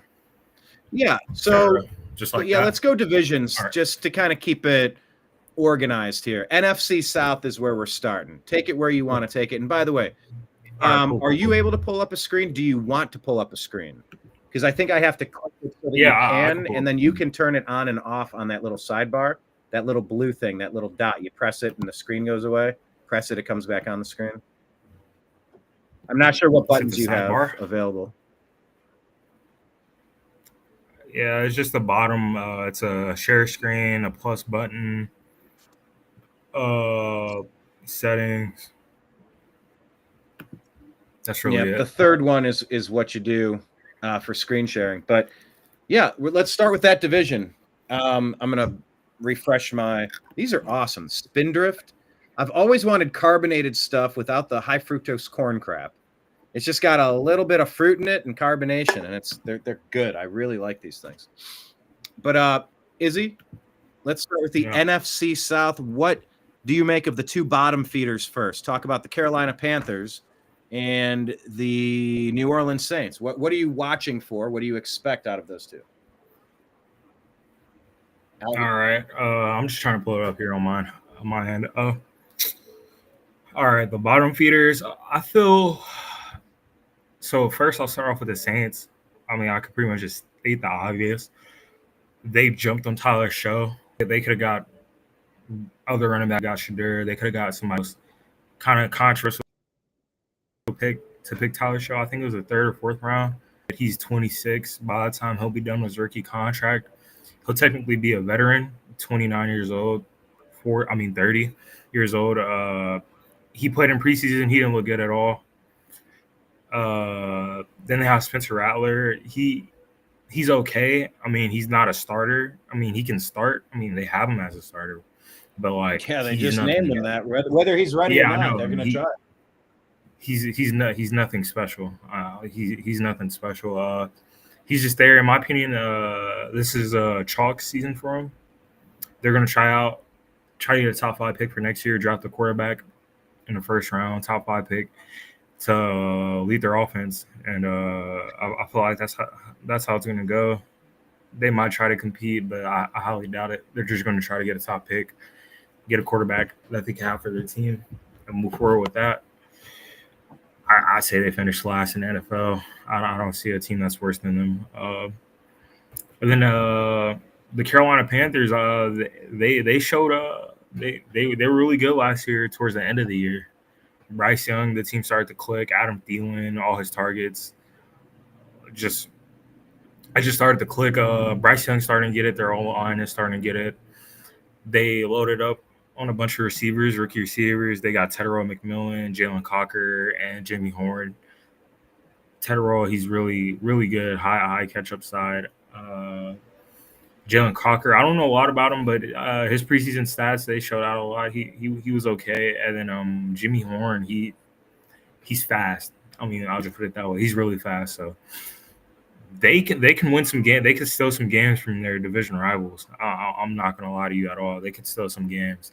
As far as their defense, they got Derek Brown, one of the best defensive tackles in the league, coming back. He should be pretty good. One of the best corners, I think his name's Jimmy Horn. One of the best cornerbacks in the league. I don't see him doing a lot this year. I don't see him making the playoffs, but they could steal some games from teams in their division. 100%. I could see that a lot. So let's talk about the top of the division then. Falcons and Bucks. How do you see that playing out? They're going to be neck and neck. This division is going to be the top of the wild card next to the NFC North. The NFC is pretty nasty this year. I can't lie. It's going to be a lot of good games. As far as Tampa Bay, their offense they're gonna have one of the highest output in offenses. Baker Mayfield, I mean, like he balled out last year. I love Baker Mayfield, in my personal opinion. Mike Evans, he's still there. He's gonna give you 1,000 yards. They got Emeka Egbuka. I'm not that high on Egbuka, but he just proves me wrong. I mean, like, he's really good. You're not that high on him. I'm super high. Yeah, on him. I wasn't that high on him throughout his whole college career. I know he's really good. I mean, it's Ohio State, but it's just some players that I have to see at first, like in the NFL level, and I'll be like, okay, yeah. But Egbuka, he's going to be a monster, especially learning from Chris Godwin and Mike Evans. He should be really good. Yeah. Such a smart move to give Baker Mayfield weapons like that. Yeah, and getting the ball from Baker Mayfield. I mean, their offense should be high octane. And Atlanta Falcons, I'd say it's a pretty gray area for Atlanta. Their defense is going to be, in my opinion, top 5 defense in the league. They got 2 absolute studs on the defensive side in the first round this year. They got James Pierce Jr. He's Tennessee, 6'5", 4'4", really good edge rusher. He had a high output for Tennessee last year, or when he was healthy. He's gonna do good. He's just kind of on the slimmer side. He like blocking, like hip blocks, like tight ends trying to hit him like before they run the route, and tackles trying to push him down. That might be a problem, but he's really good. And then they got a linebacker. I think it's Jahada Campbell. They got a really good linebacker from Alabama. He should be really good. And then their safety, in my opinion, the best safety duo in the league, Jesse Bates, and I think Justin Simmons is on the team. And then their corners, they got AJ Terrell. Their defense is just stacked. As far as their offense, Bijan Robinson, I mean, like, there's not a lot to say about Bijan. He's one of the best running backs in the league. Drake London, in my opinion, he's one of my favorite receivers. 6'5". He could 6 catches and 80 yards and a touchdown is what you're looking for from that guy. Darnell Mooney, really good wide receiver too. He got a lot of output last year. And Kyle Pitts is Kyle Pitts. He's a receiving tight end. Hopefully he does good this year. As far as the team, like I said, it's a gray area. It depends how Michael Penix plays. His first year starting. it could be a lot that happens there. Their coach, how they implement him into offense, but coming out of college, Michael Penix, in my opinion, he was one of the most accurate quarterbacks I've ever seen. So they it's a special year. I'm not expecting a lot out of them, but they could show they could make the playoffs. I mean, like it's a dark horse wild card in my opinion. But as far as the division, I have the Tampa Bay Buccaneers taking it, and the New Orleans Saints finishing last. They're just not gonna. I don't see it. But, I mean, that's my take on that division. Yeah, I mean, I couldn't disagree with much of that. I'm very excited for Tampa, and of course, Falcons are stacked with talent. Can they put it together? Let's look at. Well, we'll save your division for a moment. Well, no, let's do this. Let's do NFC West. NFC West. NFC West. The Rams, the Niners, the Cardinals, and the Seahawks. There's some talent in that division, Izzy. Yeah, a lot. The NFC this year, it's kind of going to be like the West and the East of the NBA. The West, there's just a lot of studs on the West. The NFC, they're just going to be. The whole NFC is just going to be really good. As far as the NFC West, two bottom feeders. Personally, depending on how it plays out, I feel NFC West is going to kind of be like the Rams won the Super Bowl. Their win output as far as all teams there, but it's going to be a fight. It's going to be one of the most grittiest divisions. Seattle, they just got their quarterback Sam Darnold. Journeyman, he did really good on Minnesota last year, so there should be some upside there. Cooper Kupp and Jackson Smith. Jackson Smith should have a great year this year. Learning with Cooper Kupp, I mean that's really good. Their running backs Kenneth Walker and Zach Charbonnet. Their defense is one of the best in the league. I compare their defense to the Atlanta Falcons a little bit. I like them a lot. A lot of good young corners, young DBs. Got some linebackers, some D linemen this year. So as far as where they finish in the NFC West, I said it's kind of going to be like a 7, like an 8 and 9 kind of situation. Like they're all going to finish close together. I have the Seahawks finishing either third or second, somewhere around there. Arizona, I'm not expecting a lot out of Arizona. They can win games, though. They've shown they can win games. Kyler Murray, I mean, he's a stud. I mean, he's just trapped in that with that franchise. Marvin Harrison should have an amazing year this year. Trey McBride, top 3 tight end in the league. He should do really good. Like offense, there should be some high output for the offense. As far as their defense, they got a defensive tackle from Ole Miss. He's all right.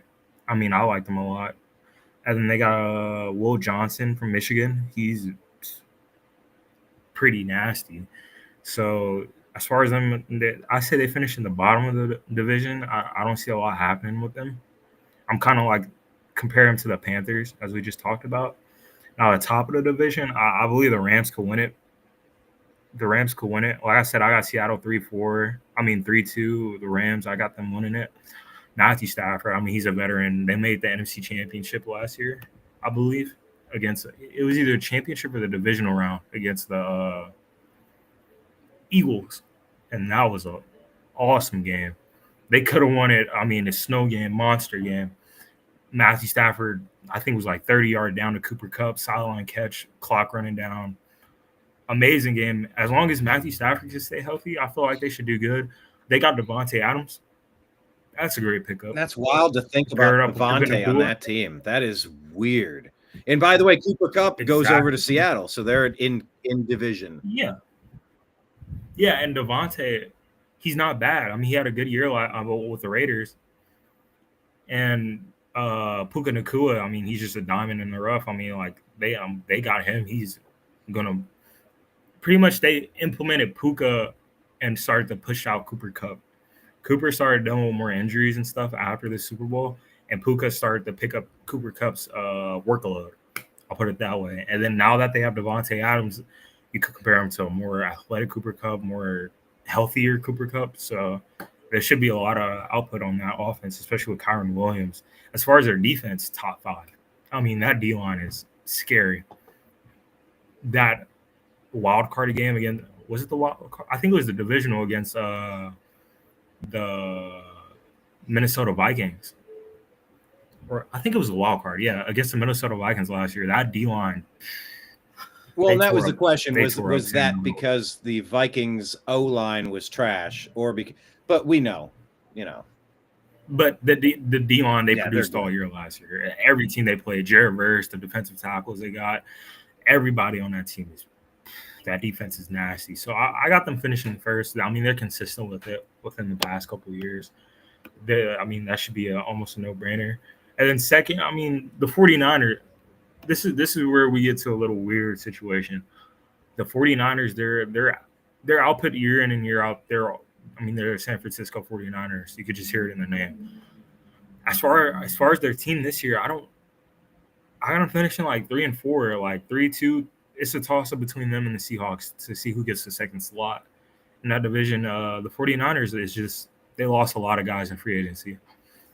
Fred Warner's still there. They lost Talanoa Hufanga, their starting safety. They lost Dre Greenlaw, Javon Hargrave, he's out. Their corners, Charvarius Ward, he's gone. Just a lot of key pieces on their defense that's missing.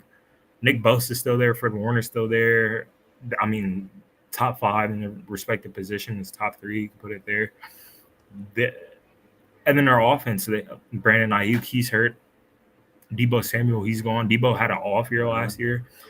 I mean, they have George Kittle. Christian McCaffrey is coming back, but Christian McCaffrey, that's a lot of injuries. I mean, Kittle, McCaffrey, the team is aging, and yeah, like you said, they lost Deebo. Like he was kind of an anchor there.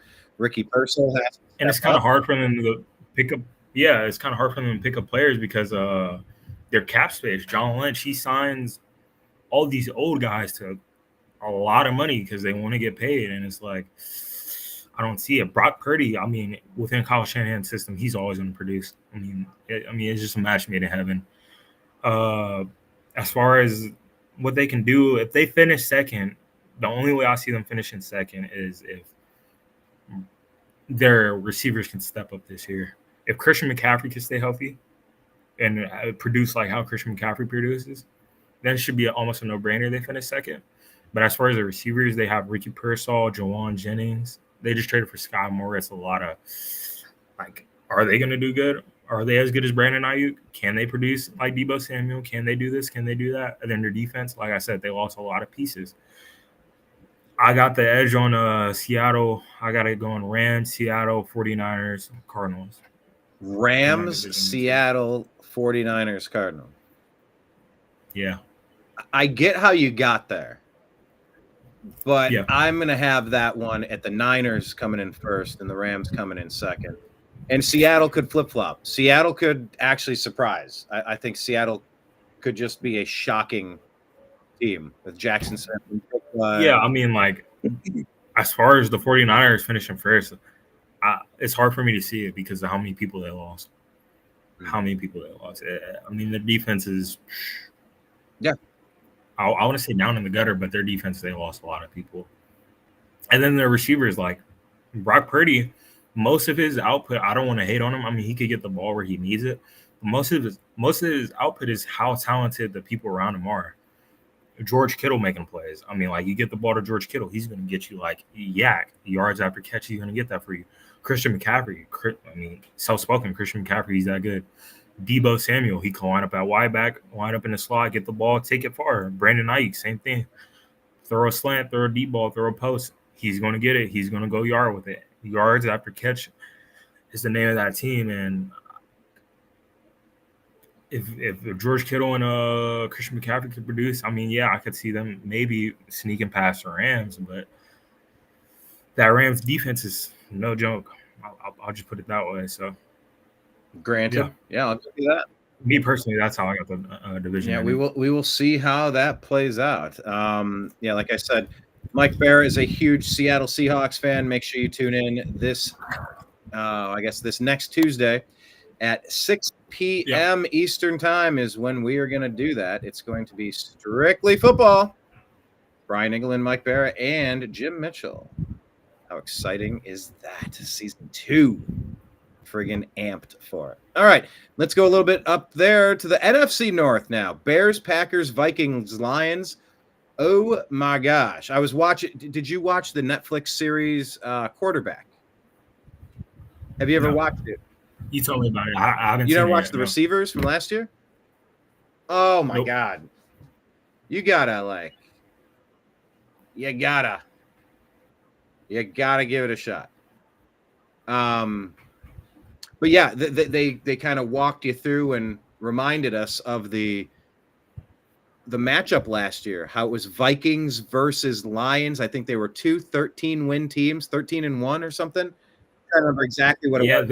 It was the last game of the season. They were fighting for that first round bye. And like I said, they got the Vikings got the bad end of it, and they couldn't. That, like you said, was it the O-line or was it the D-line? Sam Darnold, you pull up the clips of the commentator for the Vikings, he's been there a long time, and just he's holding the ball too long. But was he holding the ball too long because there was nowhere to throw it? Yeah, that's what I'm saying. It was it his receivers weren't getting open downfield. The D-line is pressuring him. It's just a huge. If you win this game, you earn a lot more money in free agency.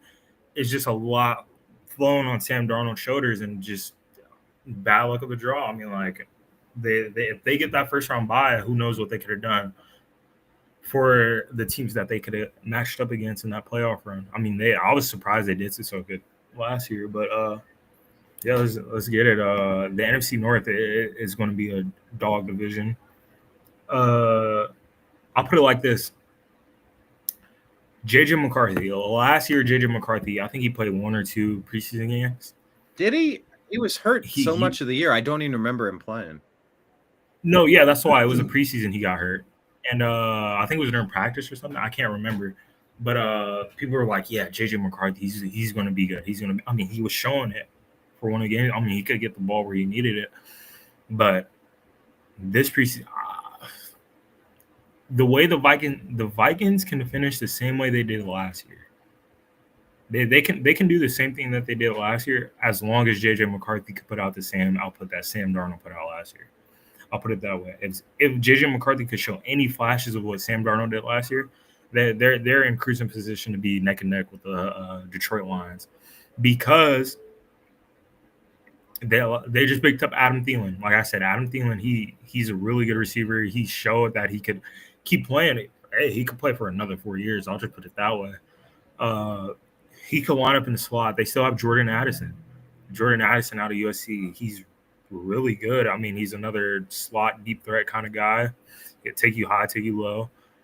Justin Jefferson, greatest receiver of this generation by far of the 2020s. No need to say anything.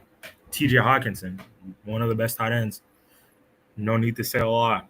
Can their O-line produce? Can JJ McCarthy produce? As far as their defense, me personally, I can't speak a lot about their defense. I don't know if they were that good last year.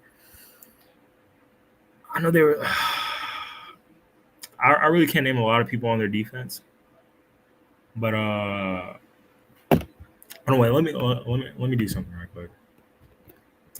Okay, take a look at that one. Yeah, I know Blake Wally is a big Minnesota Vikings fan, hailing from that area, and I grew up as a Browns fan, and they stole my Cleveland Browns, and so I rooted for the Green Bay Packers because they're owned by the shareholders of the city of Green Bay, and they'll never jump to another city. So, you know, there's a lot of overlap and a lot of love. And look, I drafted pretty well in some of my dynasty leagues. I got Amon-Ra St. Brown. That was a great pickup for me in the 2nd or 3rd round. And in my other league, I got Justin Jefferson, and he's been fantastic. So, you know, I traditionally tend to root for the Packers in general, but man, the Vikings and the Lions have been fun to watch. A lot of fun. And the Lions, it's almost just like I want to see the Lions win it all already. I just want the Lions to do it. They've never even been to a Super Bowl. I think that's all right. I'll put it this way. The Vikings last year, 2nd week, they led the 49ers, healthy 49ers team, to 17 points. Houston to 7 points. Green Bay to 29. I mean, that's a choke fest. 17 for the Jets, bye week. They lost to the Lions 29-31, lost to the Rams 20-30, Colts to 13, Jacksonville to 7. So a lot of these games are close. A lot of these games, it's between like 5 points, and then the margin of error if they lose like 24-23. I mean, it's a lot. As far as the Lions, I'm still faithful in the line. Like you said, I really want to see the Lions win one. I thought last year could have been the year that they did it. I was rooting for them. The biggest question about the Lions is they lose both of their coordinators. They lose Ben Johnson, and they lose I can't think of the other offensive coordinator's name. They lose their defensive coordinator, and they lose their offensive coordinator. Glenn? Is that his name? Brian? The Jets head coach.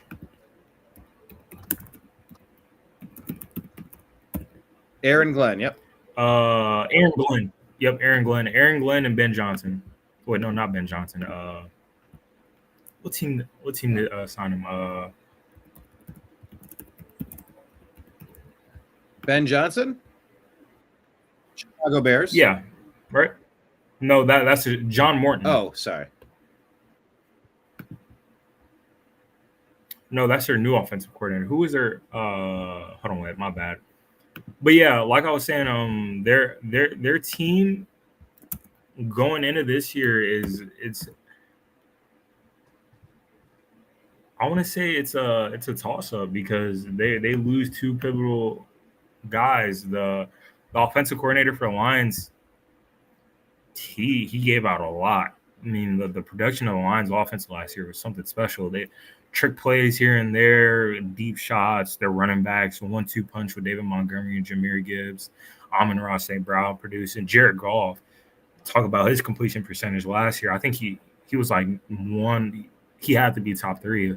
I'd go and look at the box score. He'd be like 12 for 12, 15 for 15, letting his team do it around him. So, and then their defense was really good behind Aaron Glenn. And for them to lose him, can Dan Campbell call the plays as the head coach? Is he capable of calling the plays? Is the new defensive coordinator capable of calling the plays? Are they going to have the same output without those two guys that were simply leading the team? I'm not taking any hate off of any glory off of Dan Campbell at all. I mean, he's a gutsy kind of guy, but as far as of how much of a yes man he was to his coordinators, is he able to step it up and be the head coach like Andy Reid that could just go out there and be like, hey, this is what we're going to do. This is how we're going to execute the game plan. These are the plays that we're going to call, and this is how we're going to execute it. Can he keep that up? Without them, I see it's neck and neck between them and the Vikings. It just all depends on those simple positions. Can Dan Campbell call the plays? Same team as last year. Can Dan Campbell call the plays? Can the coordinators do their jobs? And the Vikings, can J.J. McCarthy live up to at least what Sam Darnold did last year? And can the line block for him? As far as the block? Yeah, exactly. I mean, he has some running capabilities that Sam Darnold doesn't. I mean, he played for Michigan. He has some running capabilities that Sam Darnold. Yeah, Michigan running from accountability and getting away with cheating for 3 years in a row. Those damn dirty bastards. Cheating scrubs. I don't know a lot about that. Yeah, stealing all the plays. Oh, it's easier to do better if you know what plays the other team's calling. But do you want to chip in? Oh yeah, yeah. They lost Ben Johnson. Yeah, Ben Johnson. He went to the Bears to become their head coach, and man, losing both those guys, like I said, it's all on Dan Campbell's shoulders this year. It's a double-edged sword because if you're great, everyone wants to hire your assistants. But if you really are a great program, you can just crank new assistants in and keep running them off for coordinator positions and head coaching positions, and then you just restock and reload. Yeah, exactly. That's what I said. Same team. Can they produce like how they did last year?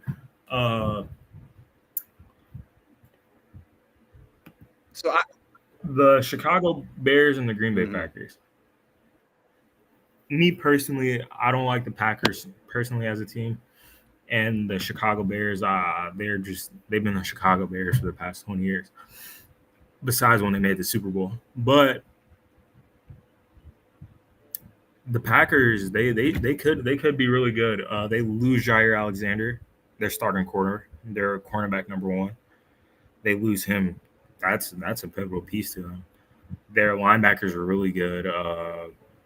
I can't think of their names right now, but their linebackers are pretty good. They still have Kenny Clark. Their D line is pretty good. Jordan Love, in my opinion, I think it's going to be the same way it ended last year. I think they're going to be the third team in the division. Yes, they do get Matthew Golden. Can Matthew Golden step up and be wide receiver one? Can Christian Watson stay healthy? Josh Jacobs is going to be Josh Jacobs every year in, year out. I mean, Josh Jacobs, he's going to do what he does, but I feel like it's going to kind of be the same way as last year. Let me see Jordan Love, his stats from last year. And Jordan Love got injured a little bit, right? Did he? Wasn't he dinged up last year? By the way, speaking of Yeah. I can't remember. Yeah. I was just going to say, speaking Malik of quarterbacks, Willis I just want to give one quick update. It looks like Kyle McCord was cut by the Eagles after they signed Sam Howell. They brought in Sam Howell, and they cut rookie Kyle McCord. That's kind of surprising. I just happened to be scrolling and see that. But anyway, back to what were we doing? Packers? Yeah. Jordan Love, he played 15 games out of 17 games last year. 25-11. The year prior, he had 17 games, 32-11. He threw for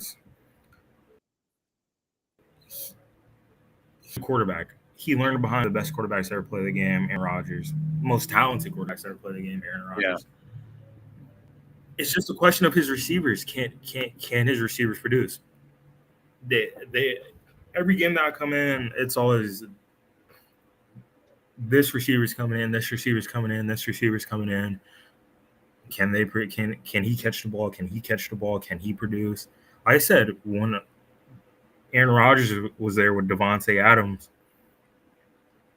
Devontae was the key cornerstone, number one receiver on that team. He can produce. He'll give you everything that you need. Now, when you lose a guy like that, like when Devontae left and Aaron Rodgers was there, Aaron Rodgers was so pissed off. Like, you can see it physically. He's like, who are the guys that I'm throwing the ball to? Jim, who are the guys that I'm throwing the ball to? And it's been years of these guys. I remember them coming in as rookies. It's been years of these guys doing the same thing. So Jordan Love can do as much as he can. Like I said, I believe he'll stay consistent throughout his whole career.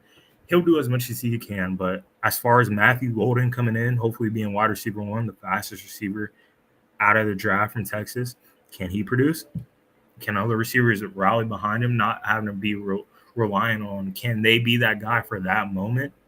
Because that's all the receivers are. Can they be that guy for that moment? Because none of them are capable wide receiver ones. Now, like I said, I got them finishing third, and then the Bears. The Bears are. I'll put them in the same situation as the Panthers.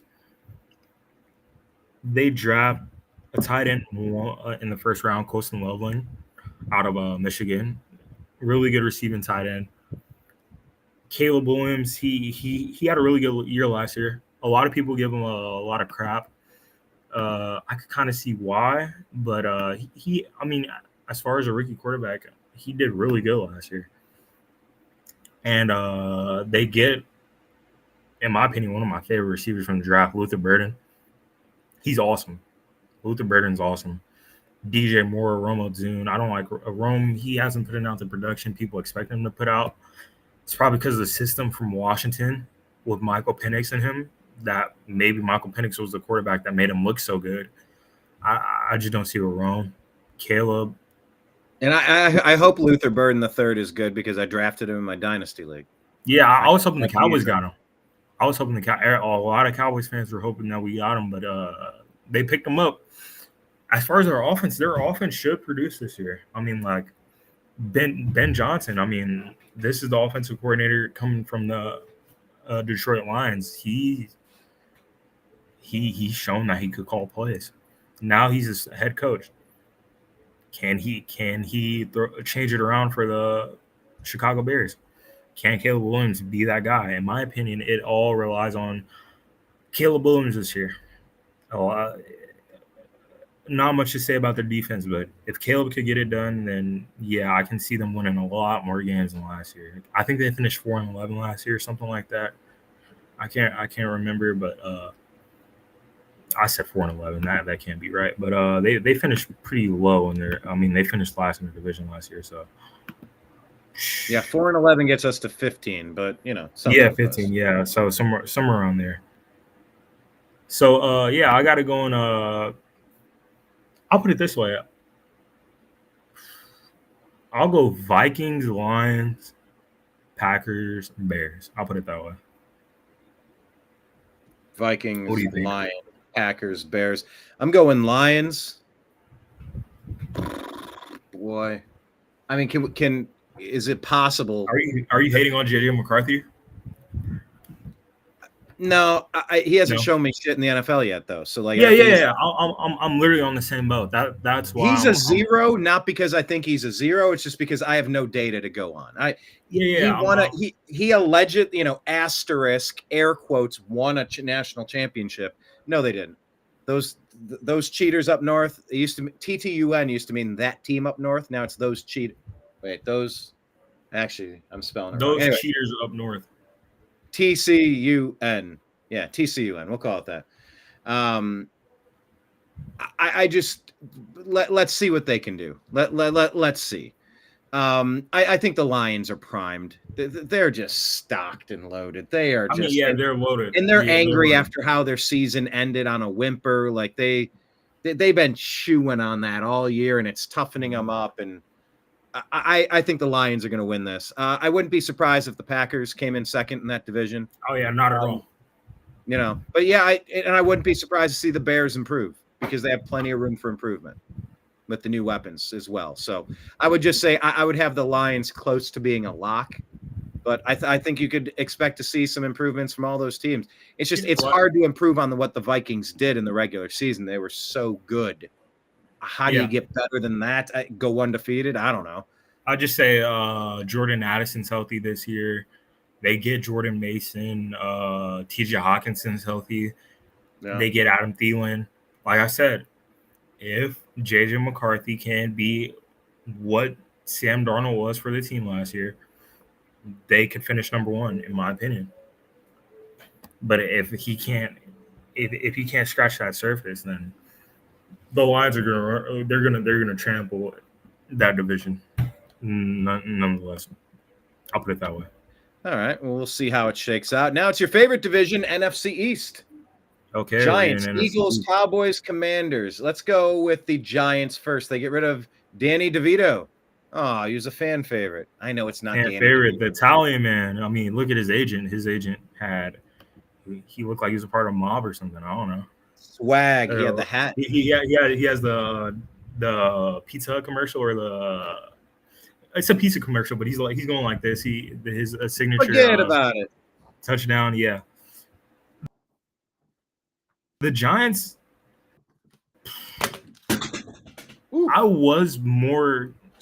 I didn't like them as much. I didn't like them as much coming into the preseason because their strength of schedule is pretty. I think they have the highest strength of schedule, mainly because of the division they're in. The division they're in is gritty. The Washington Commanders are really good. The Dallas Cowboys, when healthy, are really good. The Eagles are really good. They won the Super Bowl last year.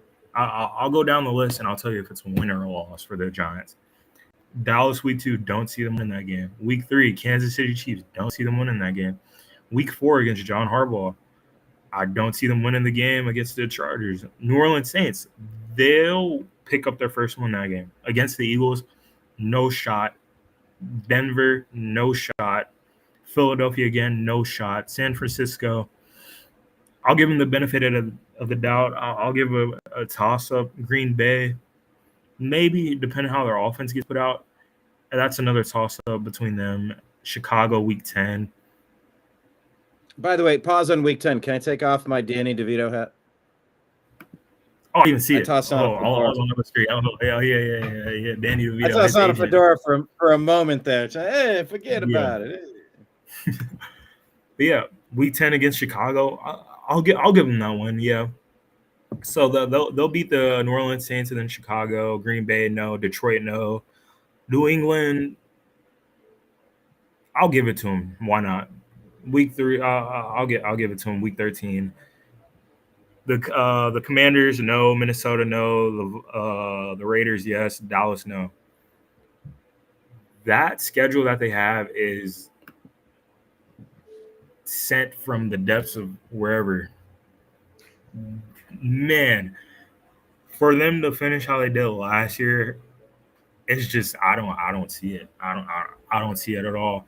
But the funny thing about schedules, maybe I'm misremembering this, or maybe I'm putting a little too much or not enough credence into it. But when it comes to previous years' records, you're really playing new teams. I know if you're the leader of your division, you're going to play the leaders of the other divisions, which is going to try to balance a little competitive. But a lot of times, good teams from last year have a big fall off and they suck, and then sucky teams have a couple draft picks and a free agent or two where they just get healthy and put it together, and there's a little bit of that reconfiguration, So I don't know. I mean, yeah. Here's what I'm saying. I got them finishing the same way if last it's year. They went through a 16-game season to cut it in half. Call it after 8 games. I'd be curious to recheck the lineup based on how tough you thought it was, how tough or how easy you thought the schedule was going to be. Halfway through the season, are we surprised? How many teams are we surprised by? And go, wow, I thought they were going to be a lot better, but so-and-so got injured, or whoa, they really came out of nowhere. They're crushing it. So I don't know. I try not to put too much stock into what happened to last year's teams, but, for obvious reasons, we take it into consideration for sure. Yeah. I mean, me personally, it's the same team as last year, besides them getting a new quarterback. Russell Wilson, he's a mediocre quarterback now. He's not his old Russ. He'll do what you need him to do to a certain extent. Russell Wilson, he'll start for most of the year. They might put Jackson Dart in there later on. Jackson Dart had a wonderful preseason. I'll put that on the note. Jackson Dart, awesome preseason. I still don't see it, especially in that division. They play 6 of those. They play 6 games, all those division games against monsters. I don't see it happening. I see them finishing the same way they did last year, only winning like 3 to 4 games. I got them that at most getting a top 5 pick again, most likely, and drafting another person. Yeah, they did get Abdul Carter. They have Kayvon Thibodeau. They have Dexter Lawrence. They have Brian Burns. Their D-line is, in my opinion, top 3 D-line in the league. But that could go so far in that division. The Eagles have one of the best O-lines in the league. The Cowboys have an okay O-line now. I got them finishing last, top 5 pick. Now this is where we get to the toss-ups. The Eagles, Commanders, and Cowboys. Yeah, I mean, it's the Eagles it's their league, they. Yeah, they won the Super Bowl. I'll put it respectively that way. I'll try to be as non-biased as I could be because I'm a Cowboys fan. The Eagles are going to do what the Eagles did last year, regardless. Saquon opened up their offense. I said it before the season started. Saquon opens up their offense so much. They had mediocre running backs, Miles Sanders and DeAndre Swift, putting up really good numbers. Imagine what they do with Saquon Barkley. They got Saquon Barkley. It showed. Anyone could have seen it from a mile away. All the running backs they had putting up really good numbers. Now they got a stud running back. Look what he did. 2,000 rushing yards. Mm-hmm. Opens up their offense. They still have A.J. Brown and Devonta Smith. Jalen Hurts is a really good quarterback. I won't take that away from him. Can you say his team puts him in an awesome position? Yeah, I mean, it's a system there. Their O-line is one of the best O-lines in the league. Their defense is one of the best defenses in the league. Their corners are really good. The question is, against the against the Dallas Cowboys is going to be their biggest thing this year, especially in that division. How many games can they take away from the Dallas Cowboys? Can the Dallas Cowboys take away from the Philadelphia? Dak Prescott's record against the Philadelphia Eagles, if I'm right, is positive throughout his career. Against Jalen Hurts, I think it's like 6-6, something like that. 2, 4, 6, 8, 10, 12. No, it can't be 6-6. It's lower. I think it's even. I think it's like 4-4 or something like that. But Dak Prescott's record against the Eagles all time, I think it's like he's beat the Eagles almost every year, regardless. Every team in the division, Dak Prescott has a positive record. I wish I could pull this up and fact check it, but I'll just go off of that saying that Dak Prescott, when healthy, is a really good quarterback. His last healthiest season finished second at MVP behind Lamar Jackson. Some people believe that he should have won MVP. I didn't see it. I believe Lamar Jackson was clear-cut MVP winner. But now that he's healthy, can he put out the same output that he did that 2023 season? Can he do that? New head coach, Brian Schottenheimer. Some people call him Nepo Baby. I don't know a lot about Marty Schottenheimer. Marty Schottenheimer, I think he coached Eric Metcalf. Kansas City? Oh, he was a Browns head coach? Oh, yeah. When Bernie Kosar was going to AFC championship games back-to-back years against John Elway and the Denver Broncos. Like, we were in 2 AFC championship games, 87, 88, 89. But, yeah, it was Marty Schottenheimer during those years, and then we got Bill Belichick. So, yeah, and we got him in 89. So I'm trying to remember exactly if he was fired or when the other coach came in. But yeah, he was the head coach of the Browns from 84 to 88, the Chiefs from 89 to 98, the Redskins 2001, San Diego 2002 to 2006. Yeah, I wouldn't call him a Nepo baby. I'd say he's someone that grew up around the system, and he knows. My question is, as much as anybody else. I'm too young. Was Marty Schottenheimer a good head coach?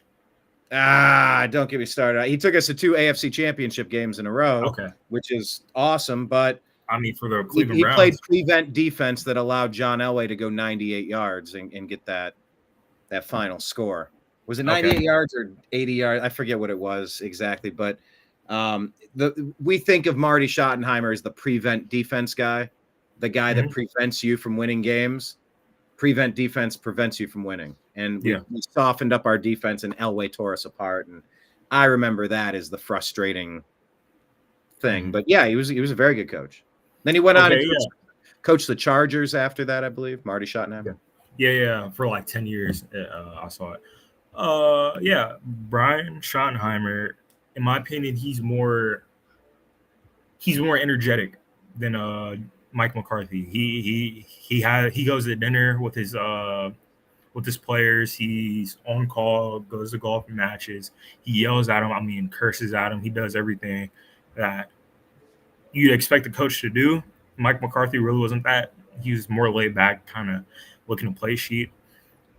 Can he call plays for the Dallas Cowboys? Can he do that? We got a new offensive coordinator.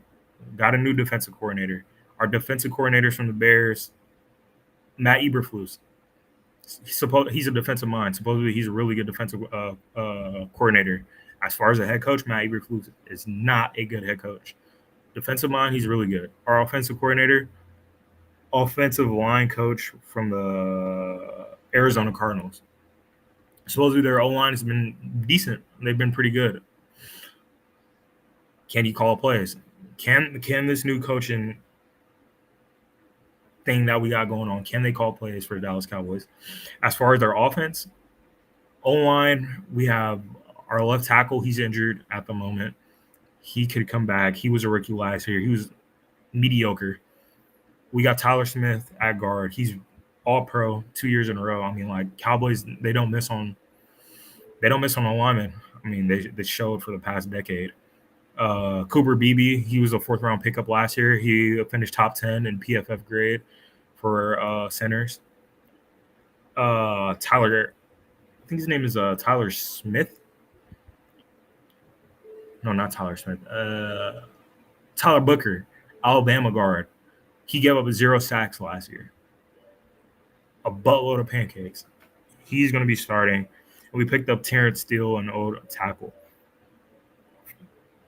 The line should be okay. I'm not expecting a lot. I mean, Tyler Smith, he's going to do good. I hope our new rookie does good. I hope Tyler Guy gets back and healthy. Hopefully he does good. But can Dak Prescott stay healthy? That's a big question. He's been past 5 years, which has been like 2.5 years he's been injured. Yeah. Key injuries. CeeDee Lamb. He missed some games this year with the injury. He's CeeDee Lamb at the end of the day. When Dak Prescott was healthy, he finished number 1 in receiving catches, number 2 in receiving yards behind Tyreek Hill that year. I think number 2 or 3 for touchdowns. He was awesome.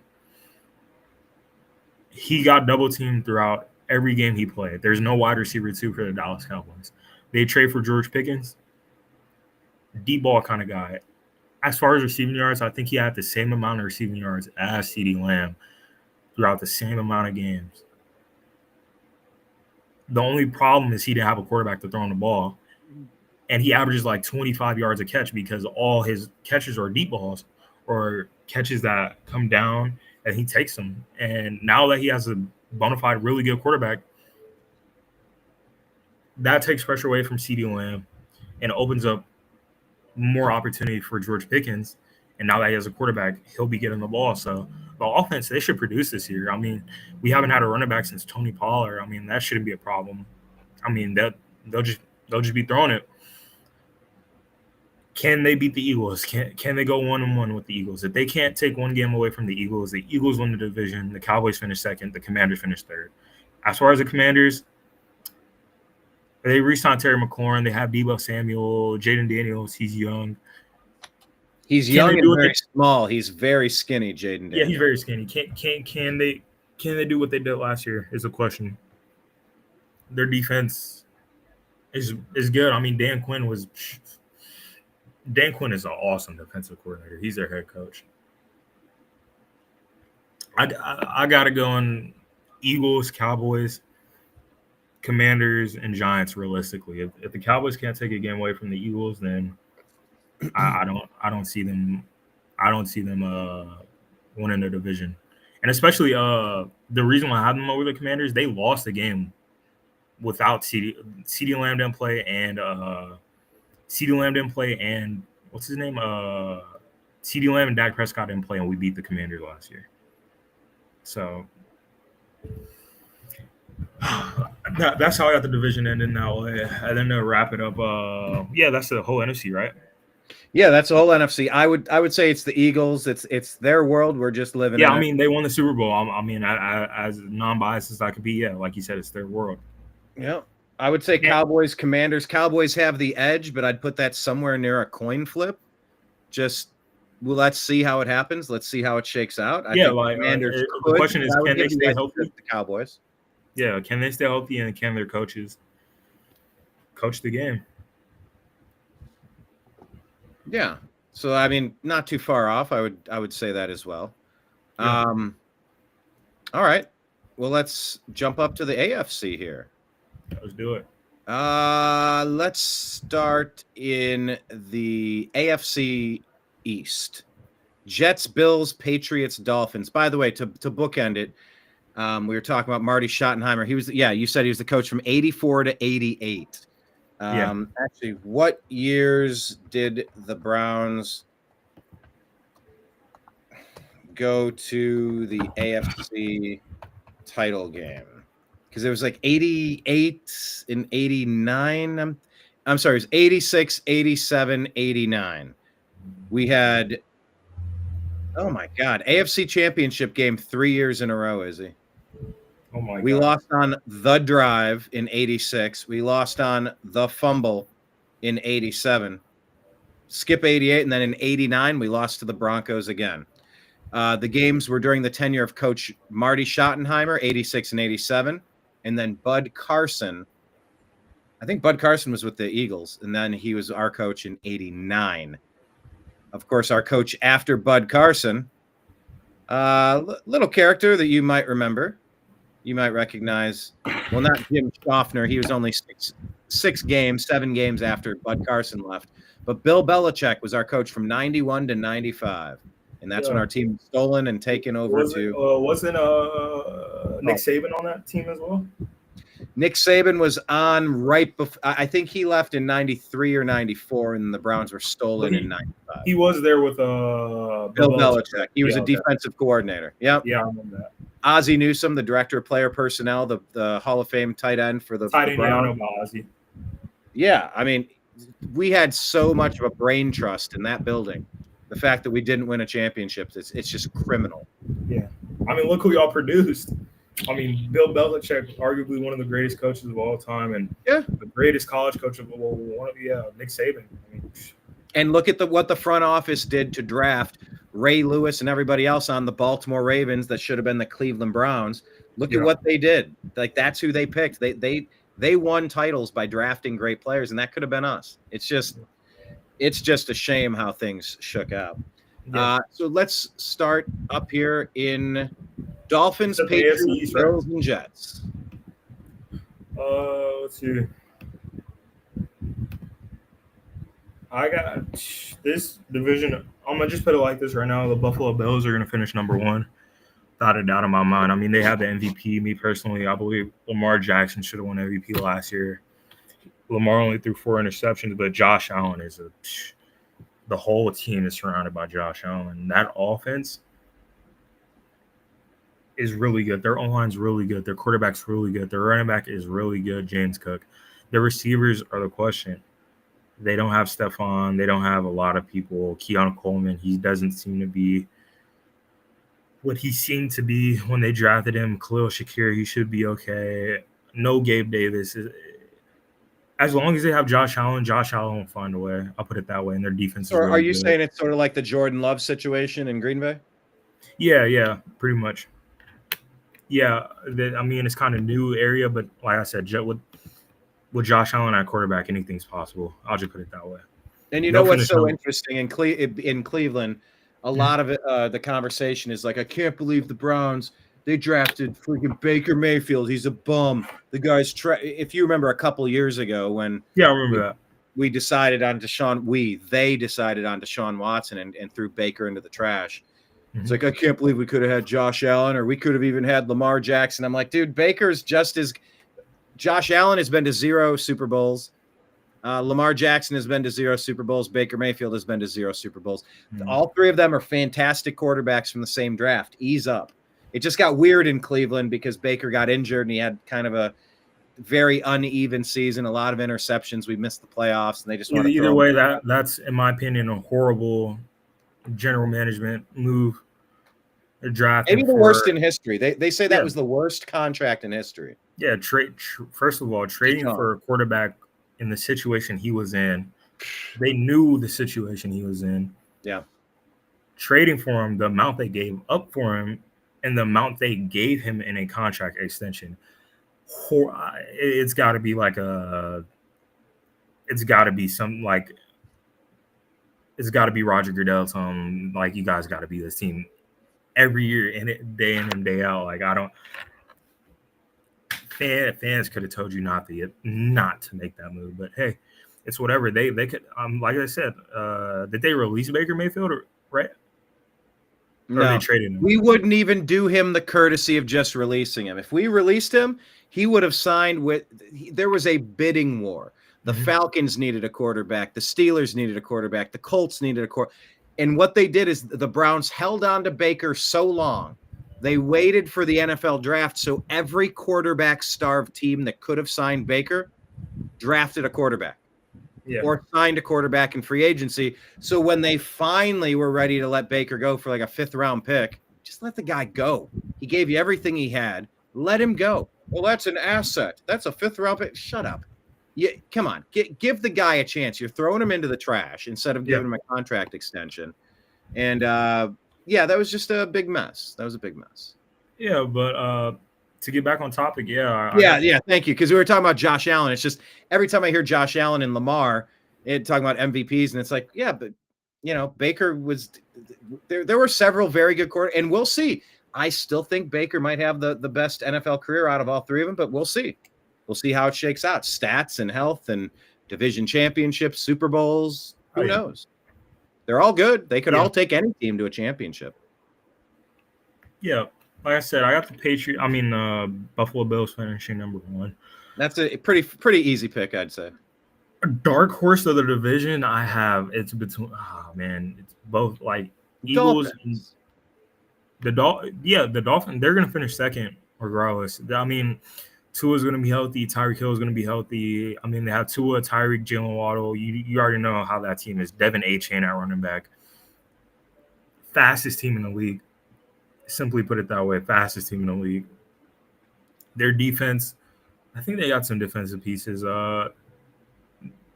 They're going to finish second, but I feel like it's a toss-up for second because the New York Jets, they're in a special situation. Aaron Glenn comes in as their head coach.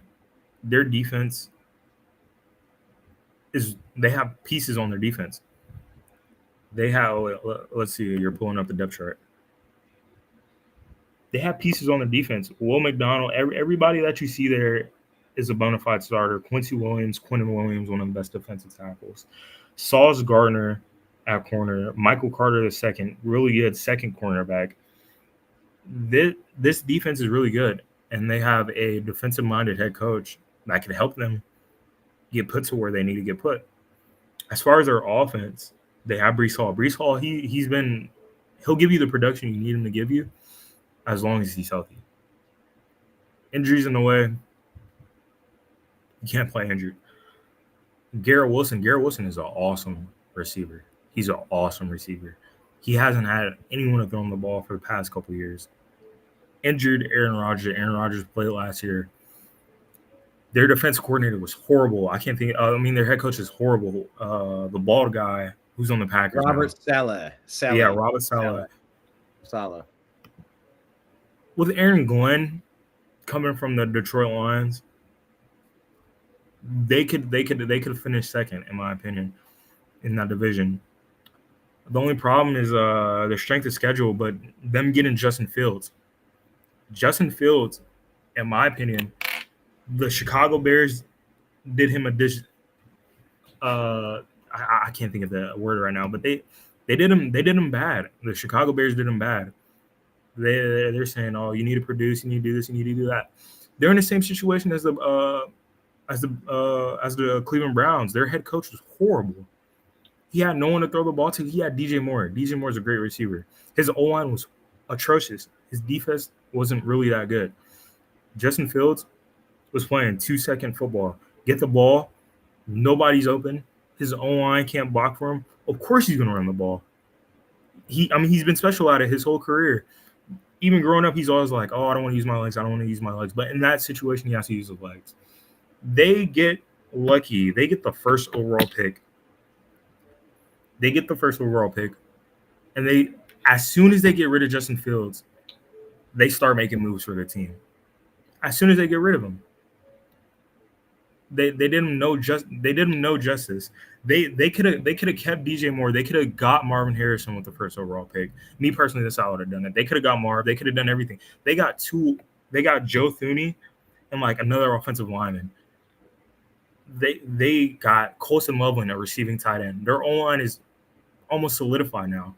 They got Luther Burden, DJ Moore, Romo Dune. This team could have been special with Justin Fields at quarterback.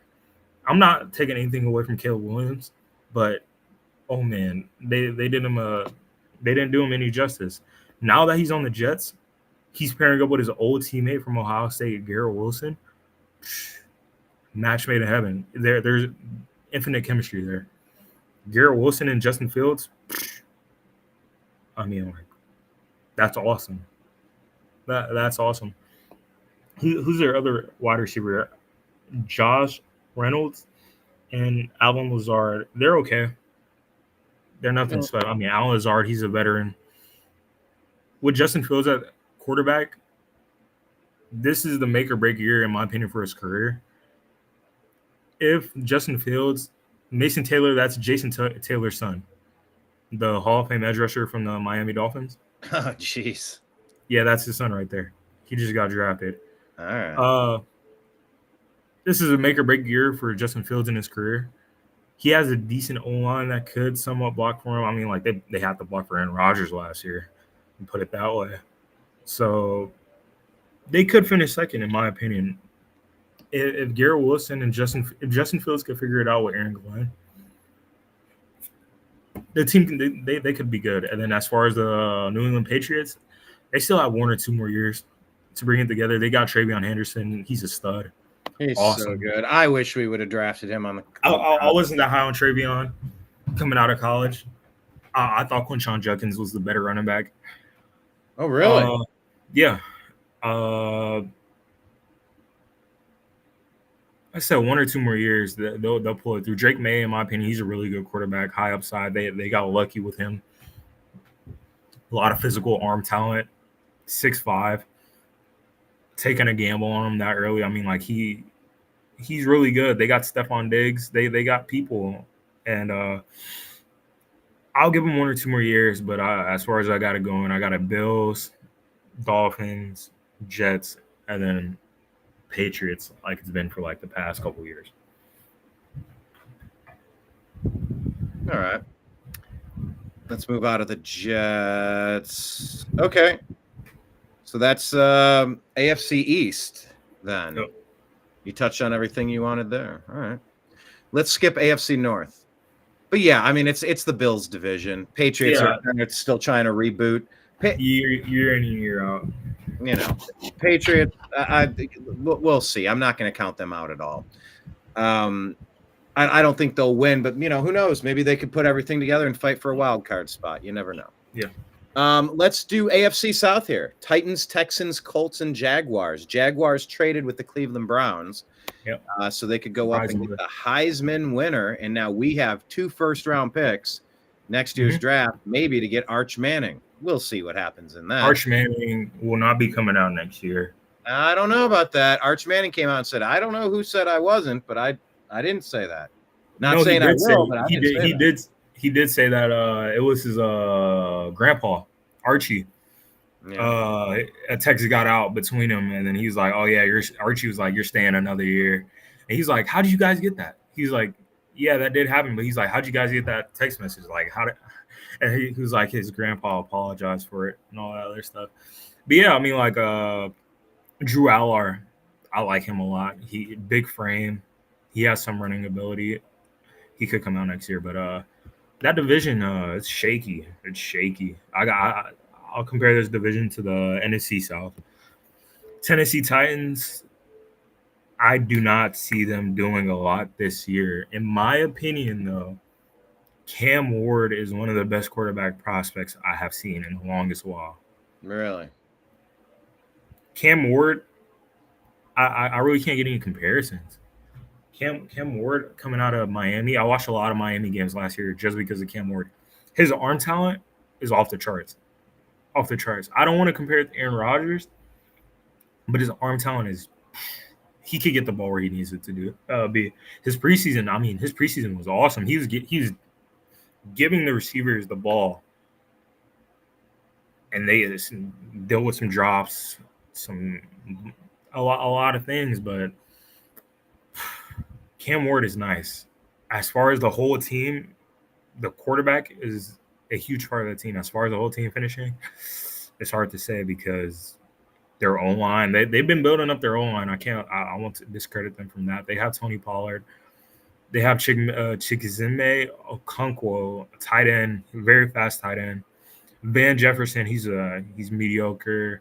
Calvin Ridley, he's okay. They have Tyler Lockett, a veteran. Can their head coach get the job done? I don't know. Their defense is mediocre at best. Like I said, they had the first overall pick last year. So that should say a lot. Cam Ward will do the best in his ability. He's a leader. He's shown that he's a leader. I mean, him and Shadur had QB battles ever since they were freshmen in college. They've known each other. I mean, he's shown to be a leader. He's going to keep everything 100%. Like no sugarcoat, no bluff, no nothing. He's really good. As far as that, I got them finishing last in the division. The Houston Texans.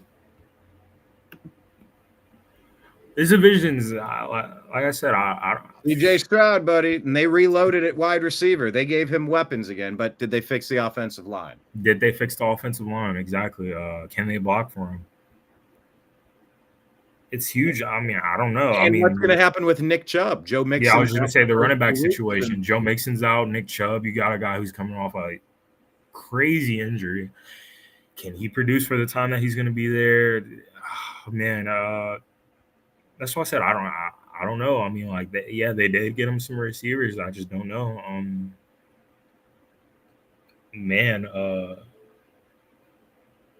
Me personally, I can't speak a lot about that team. Their defense is going to be good. D'Amico Ryans, he's a good head coach. He's a good defensive-minded head coach as well. I can't speak a lot on that team. As far as them finishing, I got them finishing first. I mean, like, they did it past 2 years in a row. That's a no-brainer. Jacksonville, man. It seems like they've been in purgatory. I want them to be the worst team in the league, and I want the number 1 overall pick. We own it. I want them to lose every game, and I've generally rooted for a lot of players on that team. And I drafted Trevor Lawrence in my dynasty team, but I traded him away. I don't care anymore. But yeah, I want them to lose every game, and I want the number 1 pick plus the Browns pick next year. Fingers crossed. Yeah. As far as the Jaguars, like I said, they kind of been like a middle ground. Like, they're the definition of mediocre. You know, we used to say we were doing our NBA shows, and Zach would always bring up, it's like you don't want to be the Atlanta Hawks. You're always they'll finish 44 and 44. The number 8 seed, the number 7 seed. You're not good enough to like suck bad enough to get a good draft pick to reload. You're good enough to keep avoiding the draft lottery, so you can never get that good. I mean, they had the first overall pick last year. The Atlanta Hawks. Who did they take? This French kid named Ez'Ryel Robinson. He's like a 6'7", 3-and-D guard. Okay. Yeah, but back to the situation. Yeah, they're mediocre. I like Trevor Lawrence a lot. I mean, like, coming out of college, he's everything you want in a quarterback. Big frame, good arm talent. His receivers, he got Brian Thompson Jr. last year. Brian Thompson, we were just talking about LSU receivers. Brian Thompson is a monster. If Malik Neighbors wasn't so good, we'd hear a lot more about Brian Thompson. And their other receiver, I'm gonna pull up their depth chart right quick. Their running back, they got Tank Bigsby, Travis Etienne. It's okay. I mean, it's weird what they got going on. They have a new head coach. They do have a new head coach. We could see how that works out. Yeah, they get Travis Hunter draft. How well can Travis Hunter be as a receiver? Can he produce as a wide receiver number 2? Brian Thomas was pretty filthy. Oh, he was so good last year. I'll pull up his stats right now. Brian Thompson had stats. I got it up for myself. He had 87 catches last year off 133 targets and 1,200 receiving yards. 1,282 to be exact, and 10 touchdowns. For a rookie, yeah, that's all right. I mean, you can ask for more from a rookie. Those LSU wide receivers are special. But back to the conversation. Is their O-line good enough? Can Trevor Lawrence produce? I mean, yeah, they do have a playoff win within the past 2 years. Chargers, and heartbreaking game, in my opinion. Their defense is Travis Hunter going to play both sides in the big leagues? Is this a wake-up reality call? Will he be limited to one side of the ball, either at DB or wide receiver? Who knows? Only time can tell. Yeah, their defense, they still have that first overall pick, Trayvon Walker, from a couple years ago. Double-digit sacks, he'll get you there. Devin Lewicon, for your side, he leads the league in tackles like every year. Travis, Eric Murray, Jerrion Jones, Yasir Abdul, like, guys I don't know the name of. I'm going to be honest. They have Jordan Lewis. He's all right. Like, of them being good. I mean, they don't even have a first-round pick this year. Like you said, you guys have a first-round pick from them. So even if they do bad, they won't be able to get anybody from the draft. So, man, it's just. And then the Colts. The Colts, they're okay. They're okay. Anthony How Richardson, in surprised my are you opinion, I've never Anthony been high on Richardson got AR. benched? How surprised are you that he got benched? You said, "Oh, I'm not surprised at all. He's not a good quarterback. I'll just put it that way." He's a good athlete. Yeah, he's a physical specimen, but yeah, he's a good athlete. I mean, coming out of college, I was watching his highlights. I'm like, yeah, I mean, he has a deep ball. He's 6'5". He's huge. He can run the ball, but can he get the ball where it needs to be? Not at all. Yeah, he has Adonai Mitchell. Adonai Mitchell coming out of college is one of the best Texas wide receivers to come out. He's always open.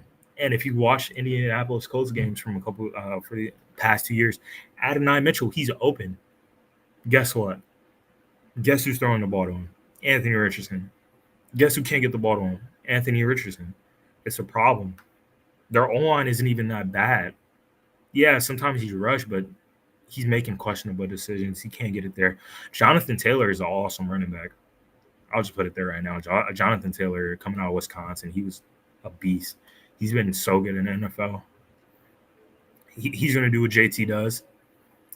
Now, would Daniel Jones start in at quarterback? Daniel Jones starting a quarterback? Me personally, there's some people in NFL, like when they produce badly, I'm like, yeah, like you can never make me hate that person. Daniel Jones is one of them. If you watch Giants games, their O-line is atrocious. I'll die. And pause there. The thought I had about quarterbacks earlier. When a quarterback succeeds, a big part of that is the offense. When a quarterback fails, a big part of the reason is the offense. That's the offensive line. That's the play calling. It's the positional players, the playmakers. Yeah. It's not just so easy to say, oh, that guy sucks. He sucked last year. Oh, that guy's great. He did good last year. There's a lot that goes into it. And even watching the quarterback series on Netflix with Kirk Cousins, you see when he leaves Minnesota, where he's done very well the past few years, and he goes down to a new system, and it's a lot to take in. It's a brand new verbiage, new ways to make the calls, new ways to send people in. It's a lot. So if you can settle in with something with consistency, that's the primary thing you're looking for, is consistency between the head coach, the offensive coordinator, the quarterback, and just the team being steady. You can say what you want about the Atlanta Hawks of football, the Pittsburgh Steelers. They're good for giving you 9 and 8 seasons or something like that. But they're consistent. They're almost always fighting for the playoffs. They're almost always in the hunt, and consistency counts for something. But so you're a big Daniel Jones. Yeah, last year they finished second in the AFC South, 8-9, with their quarterback being Anthony Richardson for a number of games. They had a backup quarterback in for a couple games because he had like a finger issue. Quarterback output with how good a quarterback can be. Like I said, Daniel Jones, yes, he's questionable at times. When the pocket is clean, he is questionable.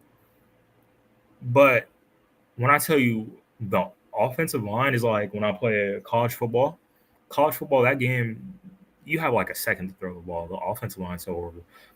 The New York Giants, that O-line is atrocious. Besides, what's his name? Andrew Thomas? I think that's his name.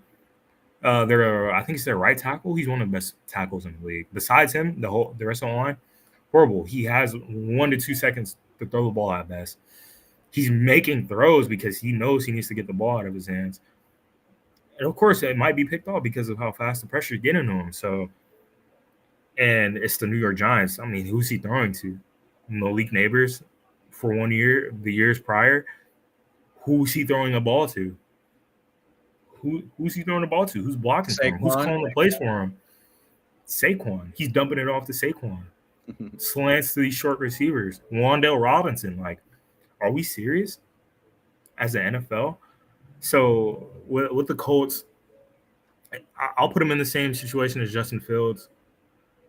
he could have a great year this year. Starting, he has receivers. Alec Pierce is a really good receiver. I like him a lot. He's a deep threat kind of guy. Adonai Mitchell, like I said, I'm high on him. He gets open when you need him to get open. Tyler Warren, I didn't even bring up Tyler Warren yet. I like that guy a lot. A lot. Hey, besides Nicholas Singleton for the Penn State last year, Tyler Warren can get. I think you can get his Penn State stats up. Can you go to stats?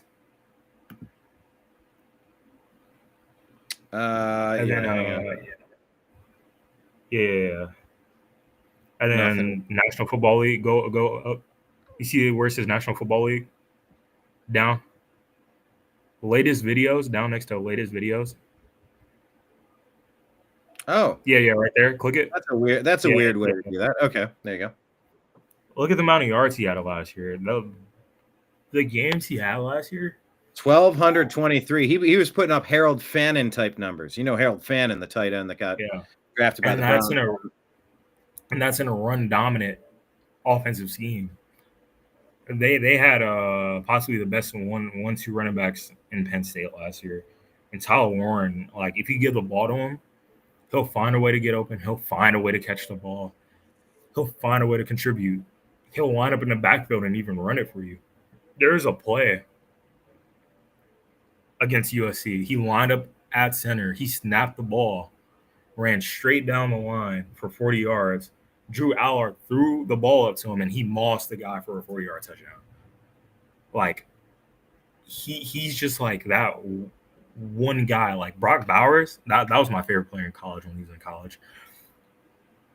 He's different than Brock Bowers. Brock Bowers, Brock Bowers is the type of guy to get open, get the ball, run it. He's awesome. Brock Bowers is awesome. Tyler Warren's a guy to get open, and if he's not open, he'll catch the ball. He'll just catch it.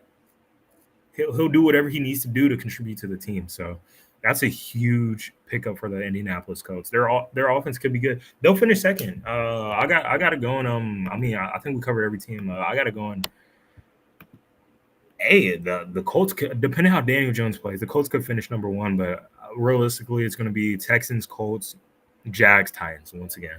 That's the way it's going to end this year. I agree. I don't see too much happening. No Anthony Richardson. They'll see how they could play without a quarterback that's not good. Yeah. It could be addition by subtraction. Getting some stability at that position could make a world of difference. And you saw I drafted Jonathan Taylor in the first round of our dynasty draft just now. He's good. He's good. He'll stay good. He's been good for a very long time. You should see he's consistent. His stats at Wisconsin, I think he put up like 1,400 yard seasons 3 years in a row for Wisconsin, like 14 touchdowns. He carried it on to the NFL, so he's really good. All right, you want to do the AFC North? We're going to do that one last. AFC West. AFC West. Raiders, Chiefs, Chargers, Broncos. So Chargers getting it together. Oh, just take it where you want to take it. Who do you want to start with? I guess it's the Chiefs division. By the way, it's the Chargers Chiefs division no matter what. Practices and pads for the first time. So he's back at it. Najee Harris, that's good. I'm sorry, go ahead. Mm-hmm. Like you said, no matter what, the year the Chiefs won the Super Bowl, I was like, they're not going to do anything this year. They won the Super Bowl. I'll as long as Patrick Mahomes is on that team and Andy Reid is coaching, I'll never count them out. They'll most likely win the division. But last year, the division, let's see if we get the stats up right here. The division was kind of special last year. 2. They only lose 2 games. A lot of those games were close. A lot like the Minnesota games. A lot of them, I watch a lot of them. I'll be like, Patrick Mahomes, how much are you paying the refs?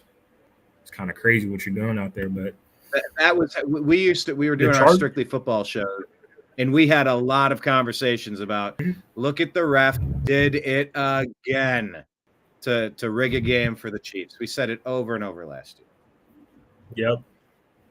So like I said, the division was special last year. 15-2. 88% win percentage. The Chargers finished 11-6, and Denver finishes behind the Chargers 10-7. Vegas 4-13, bottom of the division. That division is blazing right now. Not a lot of people are talking about it. The Chiefs are going to be the Chiefs regardless. They went 15-2 last year. Who would have thought that? I mean, of course, yeah, you could say a lot of the games were questionable. A lot of the games were questionable. They could have gone either way. But for the Chargers to finish 11-6, John Harbaugh, hey, he's an awesome coach. Justin Herbert at quarterback. Justin Herbert's my favorite player. Justin Herbert at quarterback, he's produced year in and year out. I think he had 4 interceptions last year. It wasn't a lot of interceptions, but that playoff game, oh man, did he throw a bunch of picks. Oh man, did he do that against the Texans. Hey, look, the Texans, when we played them in the playoffs 2 years ago with Joe Flacco, I mean, we whooped on the Texans in the regular season, and their coaching staff had them ready, and they rocked us. They knew what was coming, almost like it was Michigan cheating and stealing our signs. Like they had it figured out on defense against Joe Flacco in the playoffs. That's for sure. Yeah, so they get Omarion Hampton. I'm so high on Omarion. Coming out of college, I wasn't that much. He was projected to go to Cowboys in the first round. I'm like, we don't need Omarion Hampton at all. Him landing with Jim Harbaugh and the way he coaches his teams. I mean, look at Michigan. They were run dominant. Blake Corum led the team in rushing yards, broke records, rushing touchdowns. That's Blake Corum. He's a second string right now on the Rams. I mean, respectively, Kyron Williams is really good. But now that they get Omarion Hampton, he can catch the ball. He can run the ball. He can be elusive. He could be a power back. He can do everything you need him to do. And now that he's with John Harbaugh, that is a match made in heaven. Justin Herbert picks up a new target. They re-signed Keenan Allen. Will Keenan Allen start, be wide receiver 2 behind Ladd McConkey? Ladd McConkey, I was high on him coming out of college. Just imagine a shorter Brock Bowers. That's how I look at him. Get open, catch the ball, run with it. You know, they're going to have Keenan Allen coming back. Keenan Allen's coming back. Consistent, and a lot of those old school receivers are going back to their roots now. 4 of them that used to play for other teams, they're back at their original teams. It's so interesting. And they draft Joe Alt. Joe Alt out of Notre Dame. He was, oh man, imagine Zach Martin at tackle. He was really good last year. He's a stud. They found diamond in the rough. He's really good. Unfortunately, they lose Rashawn Slater, respectively a top 7 tackle in the league. They lose him out for the season. Unfortunate. That's a bad loss. They lose Rashawn Slater. He was really good. Their O-line is they're gonna be okay. I wouldn't say they're gonna be bad without Rashawn, but they're gonna be okay. Their defense, they have Derwin James. They have a couple guys on defense. I don't know a lot about their defense, but hey, if they finished 11-7 last year, hey, they're doing something right. So they should keep it up of what they did last year. And now the Denver Broncos. Sean Payton. I wasn't expecting Sean Payton to do a lot. Bo Nix. I did not like Bo Nix at all coming out of college. They stood me up, both of them. They stood me up last year. Bo Nix was phenomenal last year. Sean Payton was a great head coach last year. They finished 1 game behind the Chargers last year. Yeah, I like Bo Nix. I picked him up in my fantasy league. Bo Nix. He's the real deal. Their defense. Oh my God, their defense was the best defense in football last year. Best cornerback in football last year. They got Nick Bonito. What do you know about Nick Bonito? Oh, Nick Bonito, the linebacker from Oklahoma. Man, is that a stud finder. Out of nowhere, he played insanely throughout the whole year. Sacks and interceptions. You can ask for more. He played good. Defense is on lockdown. You'd be lucky to score more than 14 points against the Denver Broncos last year. That team, they're going to be good this year. And they pick up guys from the San Francisco 49ers. Remember how I said they lost a lot of guys? They pick up Dre Greenlaw respectively. He is coming off another injury. They pick him up to add on there. They pick up a safety, Talanoa Hufanga. He's really good in the run game. They're Tylenol, Afunga. Talanoa Hufanga. There it is. He's really good in running game, coming from the 49ers as well. Man, their defense just got even better from last year. The question is, can their offense do what they did last year? I mean, like, hey, I got to finish in the same way than the Raiders. My favorite, I don't like the Raiders a lot. Los Angeles, it's Cowboys, Raiders, Rams, 49ers. I mean, it's all around the bunch. My favorite players back-to-back years have gone to the Raiders. Brock Bowers, favorite player in college, went to the Raiders. So good. He was the best tight end last year. He finished. He had the most catches in a rookie year, next to Puka Nacua and Jamar Chase and Justin Jefferson. He's the real deal. Like he could be the whole offense if you need him to. And he, in my opinion, if you watch the games, he didn't get a lot of production, but he put up the stats for it. He only had like 4 touchdowns as well. We're not getting him the ball in the red zone. I'm not understanding. But he's really good. Ashton Jeanty was my favorite player in college this year. Me personally, I thought he should have won Heisman over Travis Hunter.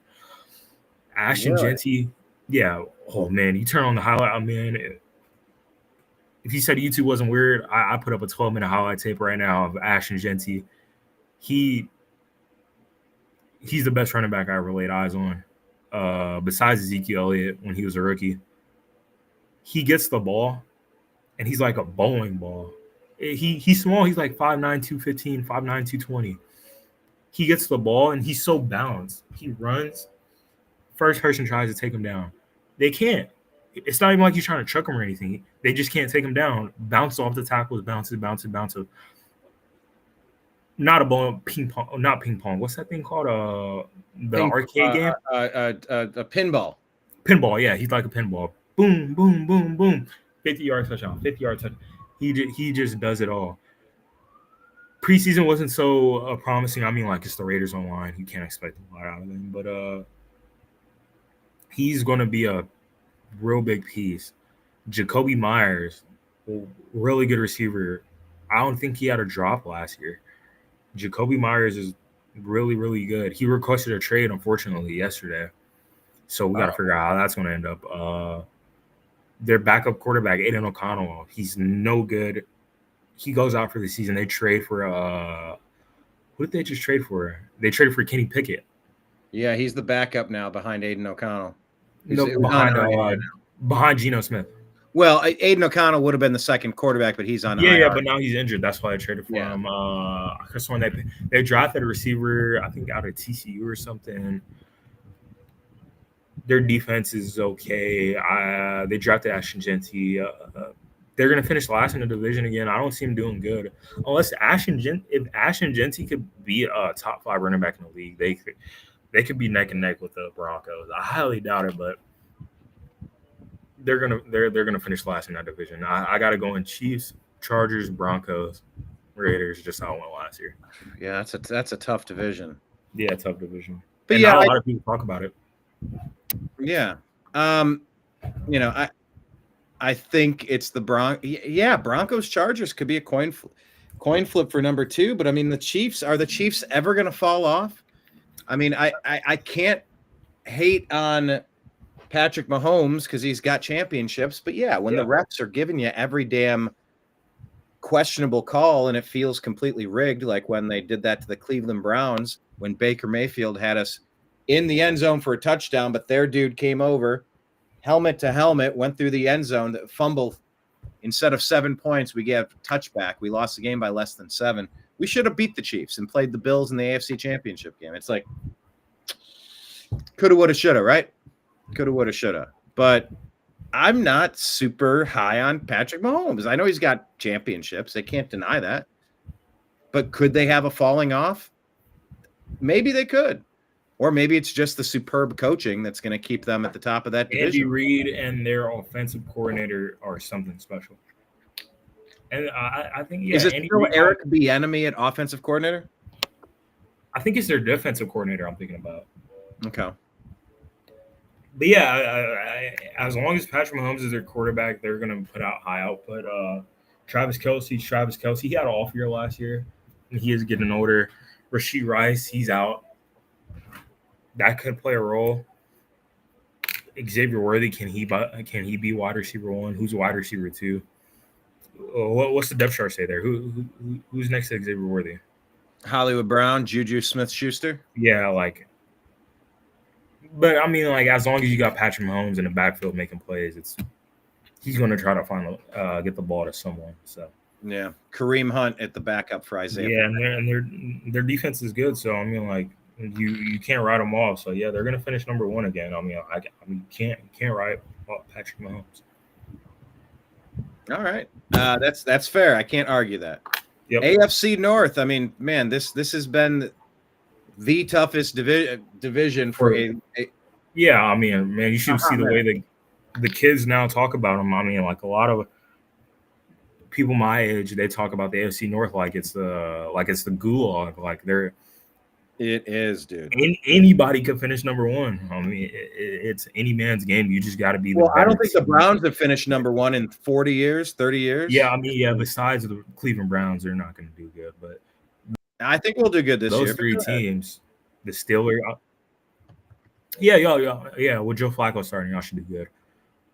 I'll have you put in more of an input on the Cleveland Browns, but the way it's going to finish. Cincinnati, they signed, I think it is, 20-year deal the other day. 1 year, $17 million. Trey Hendrickson. Trey Hendrickson. It wasn't Hubbard. I think Hubbard retired. Yeah. Okay. By the way, the last time the Cleveland Browns won a division title was 1989, and we have not won the AFC North since the NFL realigned divisions in 2002. That's disgusting. That is putrid. Yeah, so I'll start off with the Bengals. Joe Burrow will be in contention for the best quarterback. I mean, last year he was the best quarterback. As you'd expect, non-rushing ability, he's the most polished quarterback in the league, in my opinion. Pause on Jamar that. Chase. Sam Hubbard announced his retirement on March 5th, 25, after 7 seasons with the Bengals. He cited a desire to focus on health, family, and his foundation while expressing pride in playing his entire career for his hometown team. Sam Hubbard was a Buckeye. So there you go. Yeah, he couldn't. They couldn't figure out a contract. I don't know what's up with that front office, but they can't get contracts done for the love of them. They could pay their offense, but their defense, man, you should see the way they talk about them. The defense. The saying is, who cares about the defense if you could put up 50 points a game? That's their so-called mentality at the moment. With the Joe Burrow at quarterback, the sky's the limit. Jamar Chase, man, Jamar Chase is the real deal for the Sam Hubbard. I think he led the league in sacks last year, right? Am I right? Trey Hendrickson. Yeah, my bad.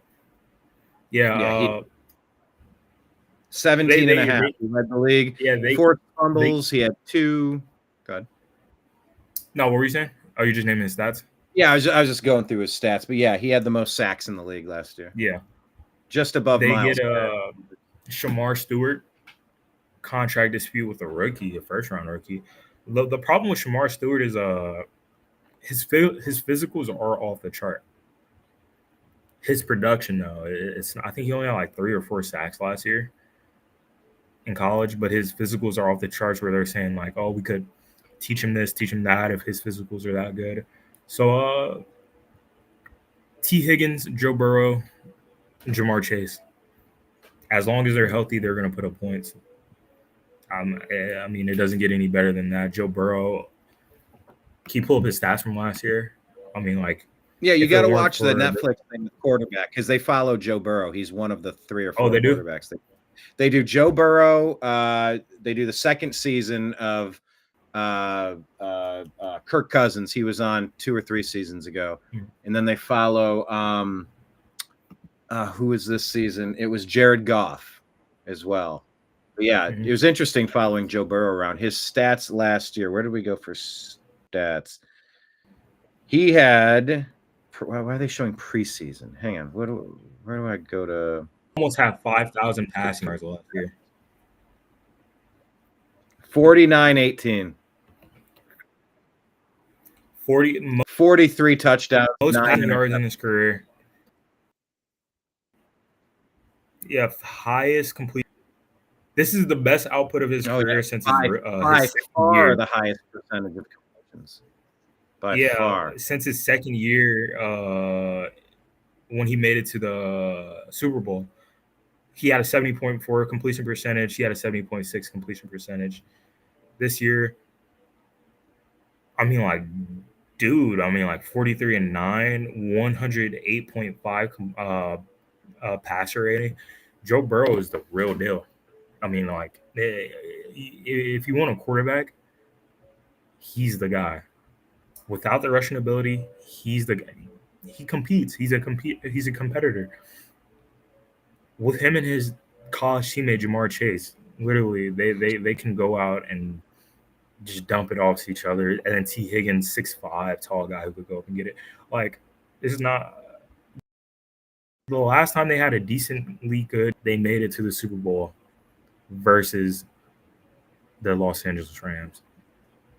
And they were battling against the Kansas City Chiefs and the Buffalo Bills in the AFC Championship years.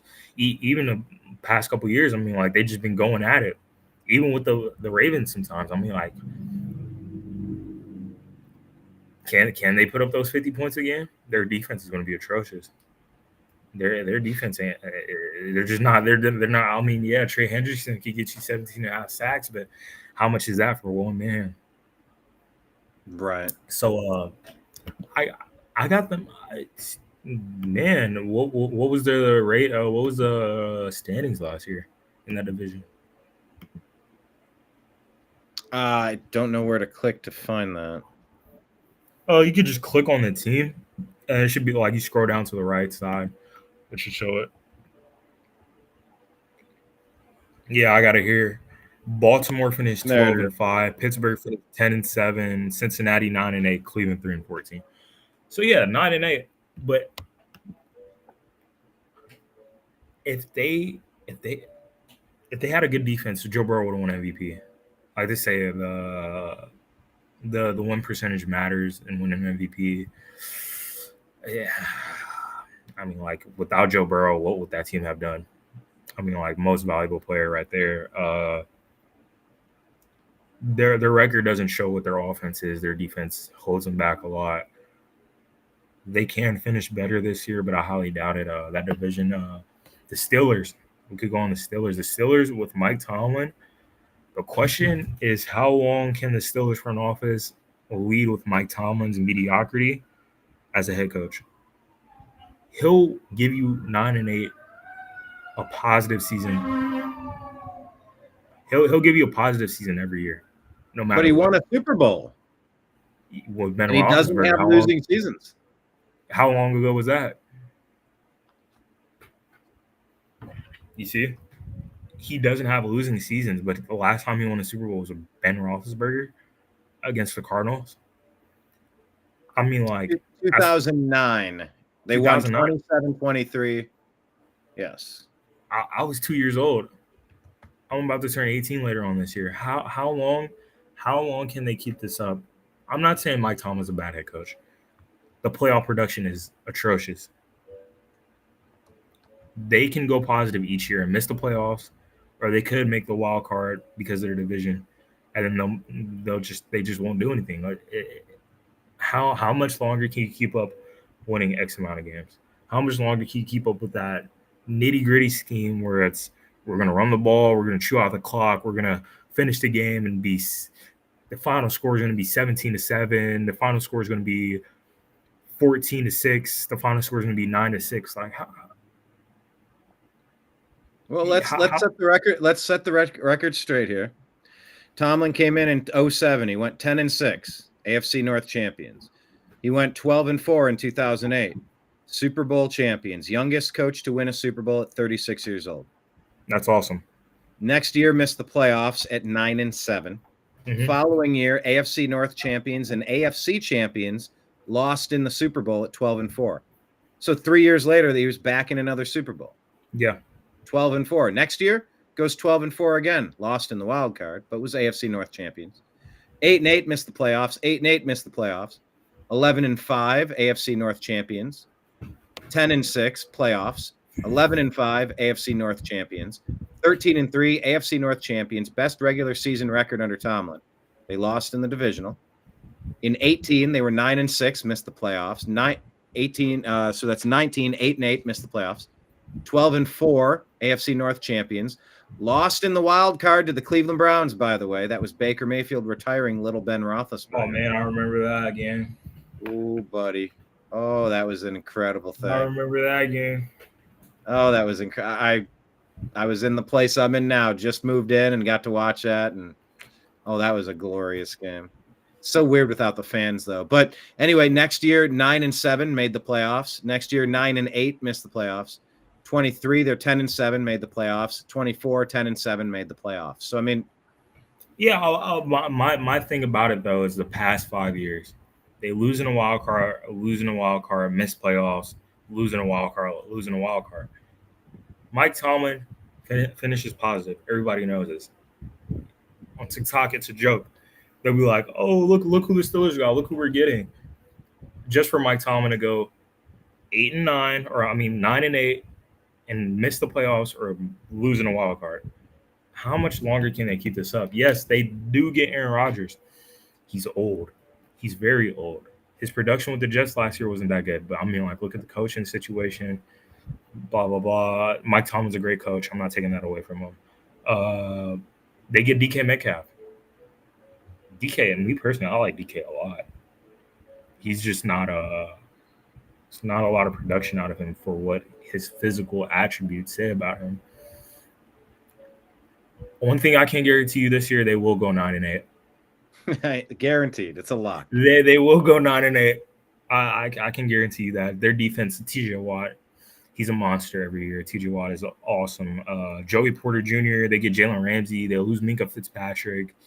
They draft the first round offensive tackle out of Oregon. They have Cam Hayward on his last legs. They have Jalen Warren at running back. He's really good. Second receiver, I think they have Calvin Austin or somebody. I can't think about it. They have Freiermuth and what's that guy's name? Darnell Washington. And Johnny Smith. Yeah, Calvin Austin is the second, and Scotty Miller. That receiving core is atrocious. Fast, very fast, but they're atrocious. Scotty Miller is the NFC Championship MVP from 2020 when the Tampa Bay Buccaneers won the Super Bowl. I don't know if you remember that game, but Tom Brady was just dropping it off to Scotty. Right before halftime, deep ball, 40-yard touchdown, Scotty Miller. He hasn't done much since Tom Brady's left. So, well, if you go from Tom Brady to Aaron Rodgers, maybe you got to be in the right system. Maybe. But he's a short guy. I think he's 5'10". He's pretty fast, though. They'll go 9-8. The Cincinnati Bengals will finish ahead of them. Hopefully, defense can be somewhat decent. Baltimore Ravens, they will be good this year. As long as they have Derrick Henry at the running back, man. Derrick Henry, I thought Derrick Henry was going to have an off year last year. Was I wrong? Lamar Jackson. Yeah. Lamar only threw, 4 interceptions last year? Lamar Jackson was amazing. Yep, 40. Go back up to the top. 41 touchdowns and 4 interceptions. That is crazy. 119 rating on the season. And somehow he didn't win MVP. I don't understand it. That's crazy. 4 interceptions. Every 10 touchdowns, he's throwing 1 interception. Yeah, that's the type of production you're hoping for. Yeah, and the passing yards. The narrative of Lamar Jackson for the earlier part of his career is that he can't pass the ball, this and that, a whole bunch of nonsense. He's one of the better passing quarterbacks in the league. It speaks for itself. He knows how to pass the ball. When Tom Brady retired, he was like, Lamar Jackson is next up, and he's been everything of that besides playoff production. They made the AFC Championship last year, right? Or was that the year before? It all sort of blurs together for me. Yeah. It was against Kansas City. Maybe, right? They played against Kansas City last year and they lost. I don't understand. I don't understand how they do it. No. Last year was the Bills. Okay, 2024 AFC Championship game was Kansas City Chiefs beating the Buffalo Bills by 3 at Arrowhead Stadium. Yeah, well, like I said, those Kansas City games are close. The year before was against the Bills, and that's when Mark Andrews dropped a 2-point conversion in the end zone. That was brutal. I had some money on that game, and that. Oh man, when I tell you, I was so mad. Oh my god! But besides the point, they're going to be good this year. Some money on that game. They're going to be good. Derrick Henry doesn't seem to be slowing down. Lamar Jackson seems to be getting better every year. Every year, Lamar he Jackson has improved. He's a much better player now than he was when he started off. I'll grant. He learned behind Joe Flacco for his first year. Smart. That's awesome. That's awesome. And his head coach Jim Harbaugh. That's awesome. Zay Flowers is really good. Mark Andrews, he's going to be Mark Andrews. I hope Zay Flowers is good. You made me draft him. Isaiah Likely, Derrick Henry, Keaton Mitchell. That offense is really good. The defense is Roquan Smith, Marlon Humphrey. They get Jair Alexander from the Packers to add to the corner group. Yeah, that was a strange move. They just ended up having a divorce up there in Green Bay, right? It just they weren't seeing eye to eye. Yeah. Exactly what you think it was. Yeah. They get Jair coming off an injury. He'll be good. I mean, Jair Alexander, no matter what, he'll be good. It's right here. Nnamdi Madubuike. Their left defensive end, all the way at the top. He was a stud last year. He had 6.5 sacks, 21 solo tackles.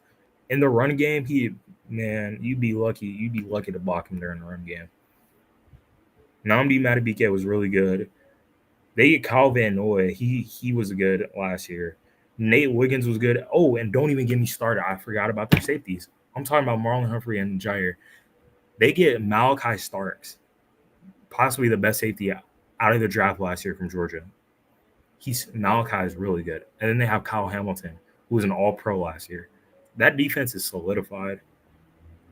That offense is solidified. The only thing that's holding them back is playoff production. Can they get past that hurdle of the AFC Championship? Can they get past that hurdle of beating the Bills or the Kansas City Chiefs in the playoffs? Can they do that? That's the only question. They're going to finish first, and then I think you could take it away for the Browns. I mean, I'll get my input in first, and then you could talk about them. The Cleveland Browns, Joe Flacco starting. I like Joe Flacco a lot, and he's going to be Joe Flacco day in, day out. They draft Harold Fannin. He had the most receiving yards by a tight end last year next to Tyler Warren. Jerry Jeudy started to show signs of being a starting receiver towards the end of the year last year. Jerome Ford, he's very explosive. They get Quinshon Judkins, in my personal opinion. I believe he was better than Travion Henderson. Travion's been blowing it away. Hopefully Quinshon can stay out of trouble and get implemented into that offense. Well, the thing about Quinshon, I heard the other day that there may be something else that they're sorting out. It's not just that one accusation. There might be something else. I don't know. I just heard a little rumbling, unconfirmed. I certainly hope not. But Andrew Berry doesn't draft guys. I mean, he does what he does. Go ahead.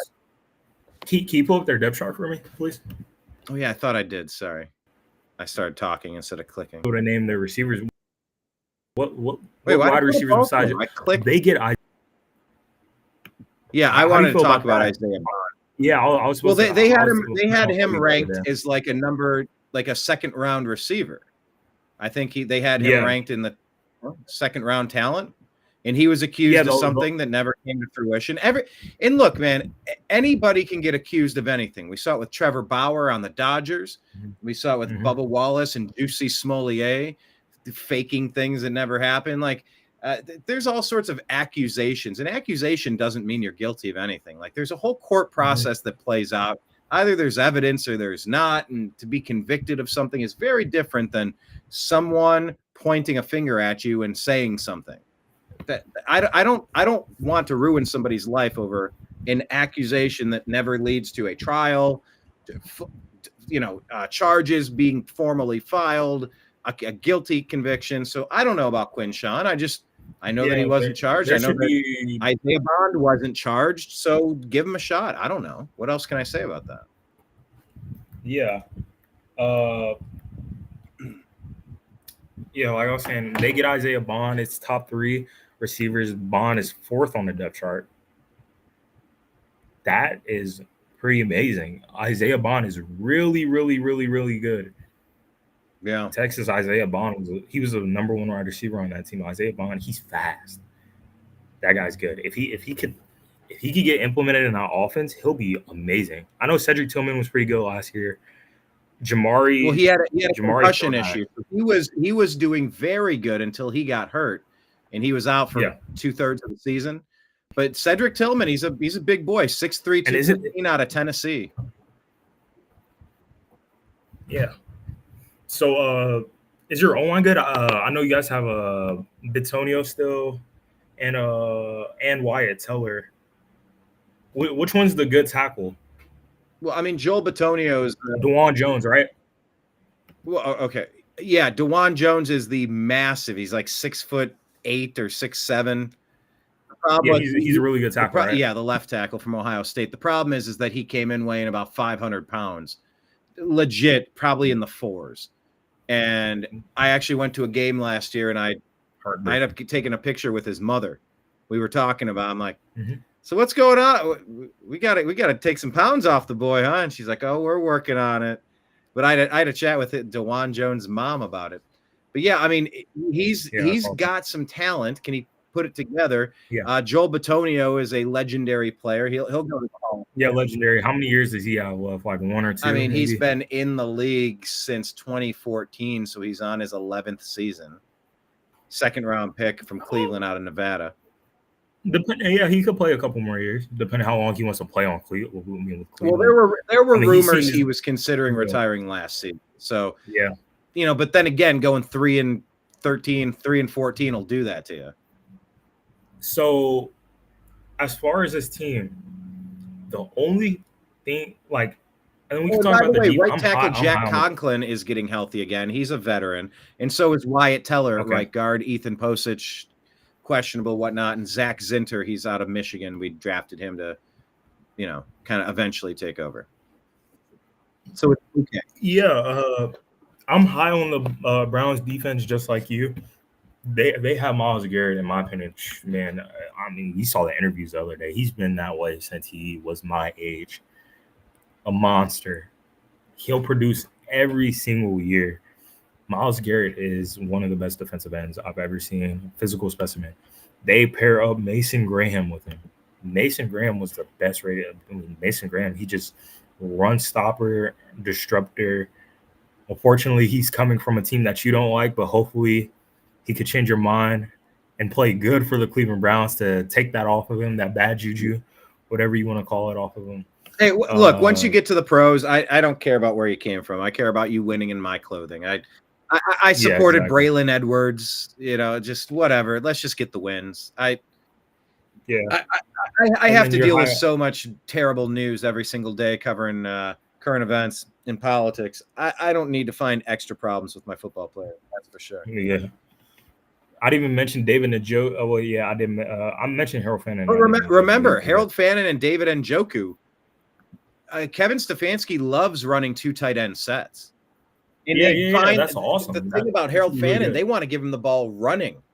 They want to throw it to him. They want I expect really good things out of the Browns. I think they could surprise people and make the playoffs. Honestly, I think they could be a wild card team. Not a lot of people are saying it, but Carson Schlesinger. I don't know if you followed him at all. Yeah, I was just gonna get on him. Give me your thoughts on UCLA him. guy Out of USC or UCLA.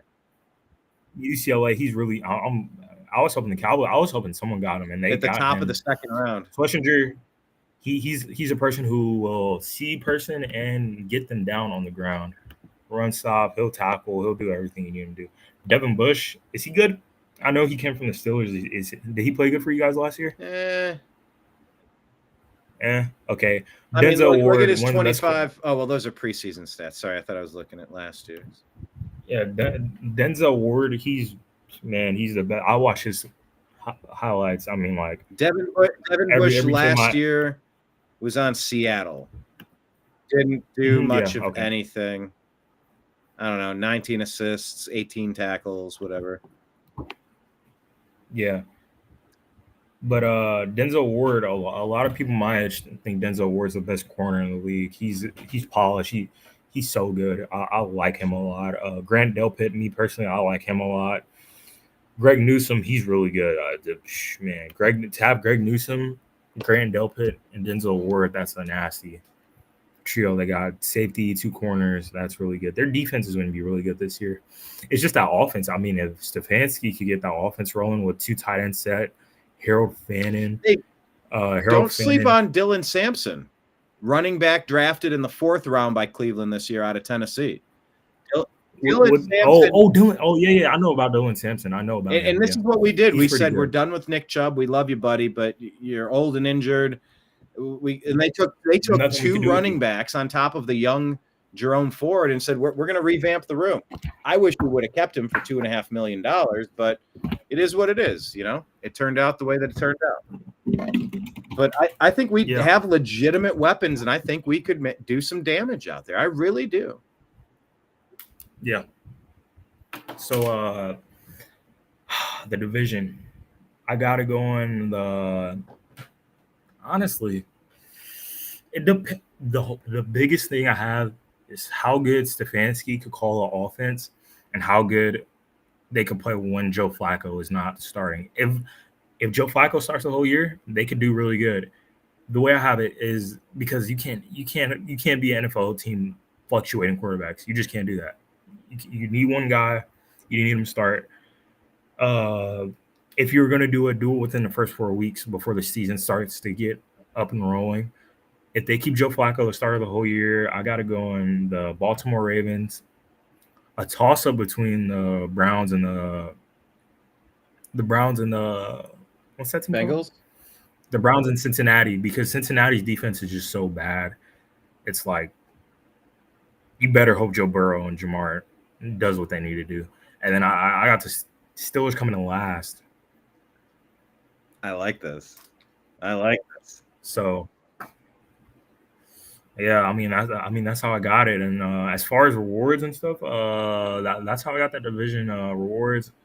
I'd say it's a 3-way split for MVP: Joe Burrow, Lamar, and Dak Prescott.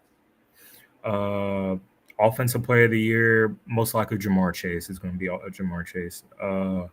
Defensive Player of the Year. Who won last year? Miles. And then Miles said, I want to be traded. Remember that during the playoffs, the Super Bowl run? He said, trade me. I mean, they re-signed him instead. Mike is doing the same thing right now. It's probably going to be Miles because that's a lot of pressure coming off of Miles because Mason Graham's there. And Carson Schlesinger. That's a lot of pressure. You have a middle linebacker that can actually do that thing, blasting through gaps and make the stunts. I cannot wait to see defensive tackle, defensive end twists and stunts. Oh my Lord. Miles has never played with somebody like that in the pros. Yep. Offensive Rookie of the Year. I got it. Hampton. Yeah, I'm leaning on Hampton just because of the way Harbaugh is going to use him. It could be Genty, maybe, depending how good Pete Carroll. I know Pete Carroll likes his running backs. I mean, look at what Marshawn did.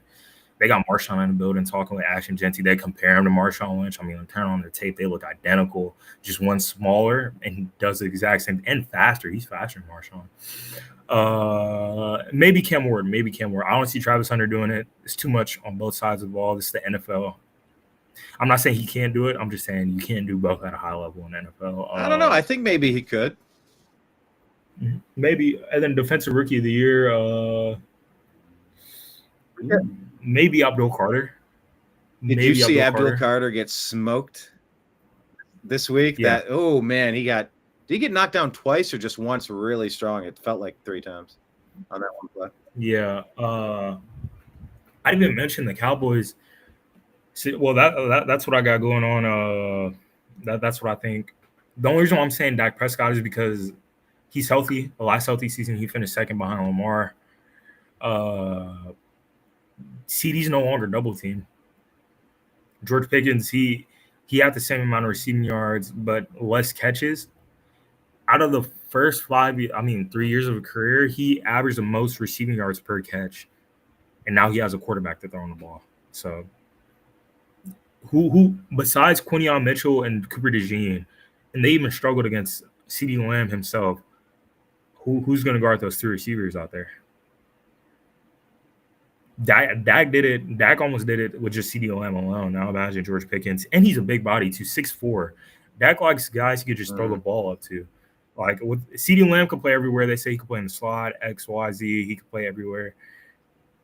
6'4", fast. Catch the ball anywhere you need him to. He'll turn around, do a 360. He'll turn his head around and catch the ball. Like literally 4-3, like an owl, and catch the ball. So Dak should have a really good year if he stays healthy. And like I said, MVP, Lamar, Joe Burrow, Dak. Dark horse,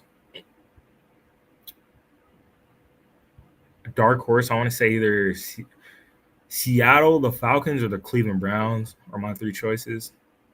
And then, that's really what I got right now. Hopefully, the Cowboys get a contract with Michael Parsons. Supposedly, his agent is being hard-headed. We supposedly offer him like the most money to an unpaid offensive player. I mean, to a person that's not on offense.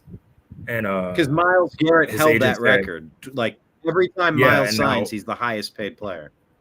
And Jerry, even with cap space, Jerry has the pockets. We're the richest franchise in sports history. For his agent to go out and say, crumble it up and be like, "Hey, go after yourself. We're not signing that." Like, you're going to get a bag just for being his agent, and you're saying no to that. It's a weird situation. We do have a rookie named Donovan Ez'Ryel. I think he won Defensive Player of the Year for Boston College. He had 20-something sacks. That's the difference between him and Shamar Stewart. He put out the production that Shamar Stewart didn't, and he had 20-something sacks. He should be really good this year. So, that's where I think the season's going to be. Super Bowl winner prediction.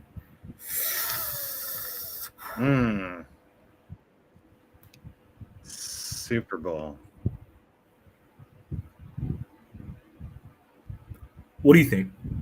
By the way, your dark horse teams, that would be very helpful for our Strictly Football show coming up Tuesday at 6 p.m. Eastern. Can I come on for that? Might be able to. Yeah. Okay. Hang on. How do I get this off the screen? Sorry, I'm not different. There we go. Yeah, might be able to. I know every time we add a guest, it adds to the length of time of the show, and we're trying to keep it tight. But maybe, definitely maybe. Because Jim was like an addition, and then he just stayed on. It's like, no, because Jim gives us betting tips. Like he's all into the gambling. Okay. And then Mike and I, we just pontificate about all the things. But yeah, I mean, I could do the same thing. Course. I mean, like I could add on. But your dark horse thing would be great for that show because Mike's a Seahawks fan and I'm a Browns fan. It's like if we're both expecting bounce back seasons, maybe. Woo! I'm not saying Browns Seahawks Super Bowl, but my God, would that be great for our show? Oh, would that be great for the show? I want that. So those are my dark. Who do you think is going to make it to the Super Bowl? I mean, is it the year the Ravens finally get there? The year the Bills finally get? Even just getting there would be does Joe Burrow? Are they able to do their 50 and make it again? They were there a couple of years ago. How do you get past the Chiefs? NFC. I mean, it's the Eagles until it's not. Can Tampa take the next step? Can the Lions finish off on their season? Can the Vikings stay high? Like, there's a lot of storylines, and the Rams are well coached. They got lots of veteran talent. You can never count them out. Oh man, the Rams, they're going to be the Rams year in and year out as long as Matthew Stafford is there. Yeah. Even oh man, what's his name? Stetson Bennett. He had a great Georgia, preseason, right? and he's been struggling for the past 2 years with off the field issues. He wrapped up his situation this year. He's small for him too. He's like 5'10", 5'11". Hey, if Matthew Stafford doesn't play, they shouldn't be worried about of course, yeah, he's not going to play as good as Matthew Stafford, but he'll play good enough to where they don't have to worry about losing Matthew Stafford that much. Stetson Bennett, hey, I'm high on Stetson as long as he plays. But yeah, like the Rams, they're well coached. They'll do it. Later, Marion Cook. Yeah, Marion's awesome. Hopefully you'll see me on Tuesday. Yeah, she joins us on the TNAM daily shows. Yeah, so like I said, yeah, Super Bowl. Like you said, yeah, I'm gonna be as least biased as I can. Yeah, the Eagles it's still a toss up. I mean, like if Dallas could take one away from the Eagles this season, especially week 1, that's a morale booster for the Cowboys and Brian Schottenheimer. That's a morale boost. Dak Prescott coming. If they win a game opening week 1 against the Eagles, that's a litmus huge. test. Yeah. Yeah, and the Eagles, like you said, it's the Eagles conference as long as they're there. Will the Lions do it? Will the Tampa Bay Buccaneers do it? Will another team do it? Like I said, the Rams, they're gonna. Do the Falcons put it all together and just do the Falcons put it all together? Does Michael Penix do good? That's why we watch. Who knows? The script. How about Bills? I said it last year. I was rooting for Bills Lions. I'll call Bills Lions this year. That I would like to see that because then whoever wins will be their first Super Bowl. I would love to see that. All right, let me look at the AFC. I already know who my NFC team is. You going Cowboys? Yeah, you know it. This is the second time in my career, in my life, I've ever said the Cowboys are going to make it to the Super Bowl. The first time was that year. I think it was 2023 when Dak Prescott was second MVP when we lost to the Packers. Oh man, that weird catch that wasn't that one. Oh man, we blew out teams all year that year. For us to lose to the Packers out of all teams. What happened that game, who knows? But yeah, with I'm high because CeeDee Lamb, his production was high that year. As long as no one's on CD, with George Pickens there, hey, the sky's the limit. We'll see how Brian Schottenheimer does it. AFC. I think I have Baltimore last year. They didn't make it. But they're close. I mean, it's just one call going one way, one ball bouncing one way, one missed assignment, one false. Like, you just never know. All right, never know. I'm going to be realistic. I'm going to say Ravens, Cowboys. Or one of the two teams in the AFC West, the Kansas City Chiefs or the Chargers. I feel like Omarion Hampton opens up that offense for John Harbaugh. I really do. I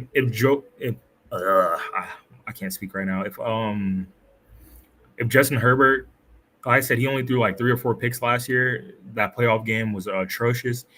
If they don't do that again this year, they could be open for a deep playoff run. So I said Omarion Hampton's a big pickup, and they get Keenan Allen back. One big thing with their passing game, Ladd McConkey was getting all the targets. Quentin Johnson, he can't catch water in the ocean. He can't catch a cold. So with Keenan Allen back, that team's going to be pretty good as long as John Harbaugh's coaching it. So yeah, Cowboys, Ravens, and then backups. I got either the Chiefs and the Chargers in the AFC, or the Buccaneers or the Eagles in the NFC.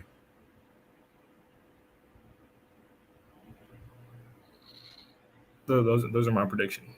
I gave you my now dark. look, what would I like to see? I would like to see the Buccaneer. I would like to see Baker Mayfield win a Super Bowl championship as quickly as possible. Yeah.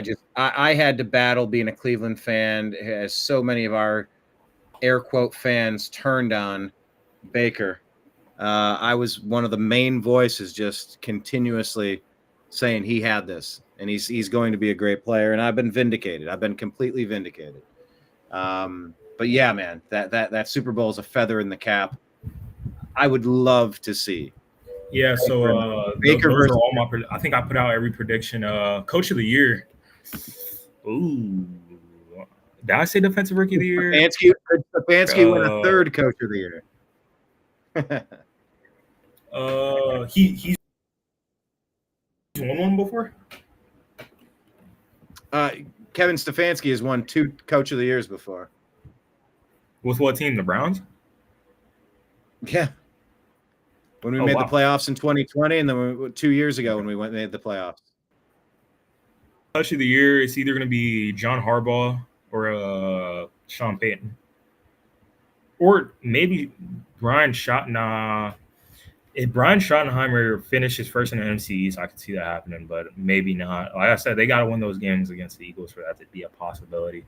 But yeah, I either got a what's his name, Jim Harbaugh or Sean Payton.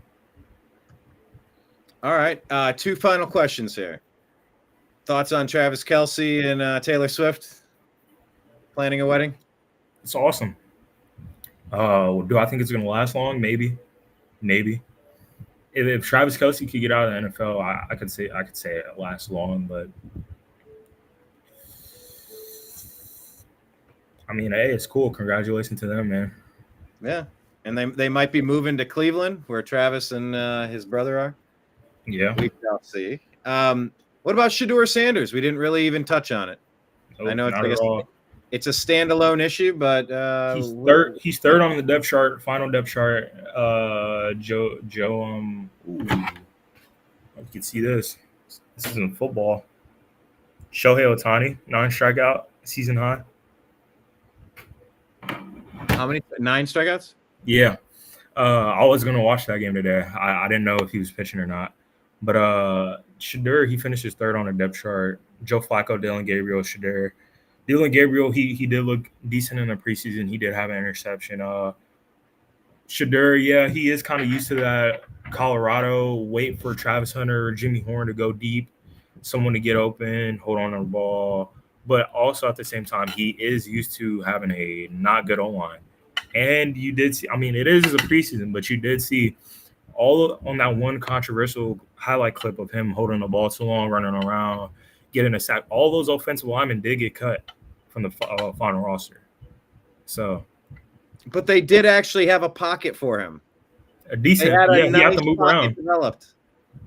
So as far as I see, and that was some of the knock that they had on him in Colorado, is that he broke his. He had shitty offensive line production. Well, yeah, was it bad production, or can he not sit in the pocket? No.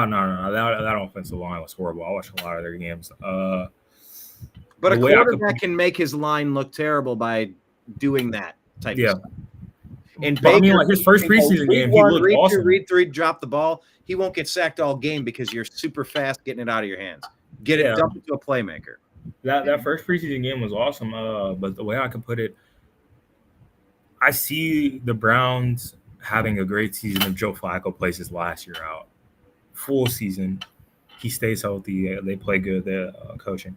If they decide to switch it up, hey, man, you better be looking for that top 5 pick at the end of the year, getting a quarterback like Drew Allard, Garrett Nussmeier, or Kate Klubnik.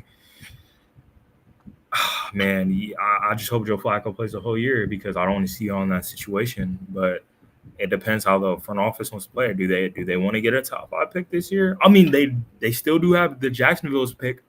You did say that they still do have Jacksonville's pick, so they can take that gamble of starting Joe Flacco all year. So, and if they do take him out, does Dylan Gabriel play well? Do they have a quarterback battle, or do they wait till next year to have a quarterback battle?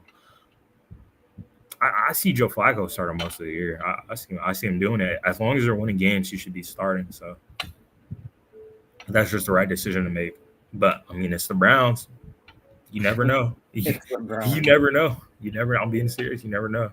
You're absolutely right about that. And Shador looked good enough in that first game. I'm like, he made all the plays. He made all the throws. Just start him. Play him the whole year. Let's see what we got.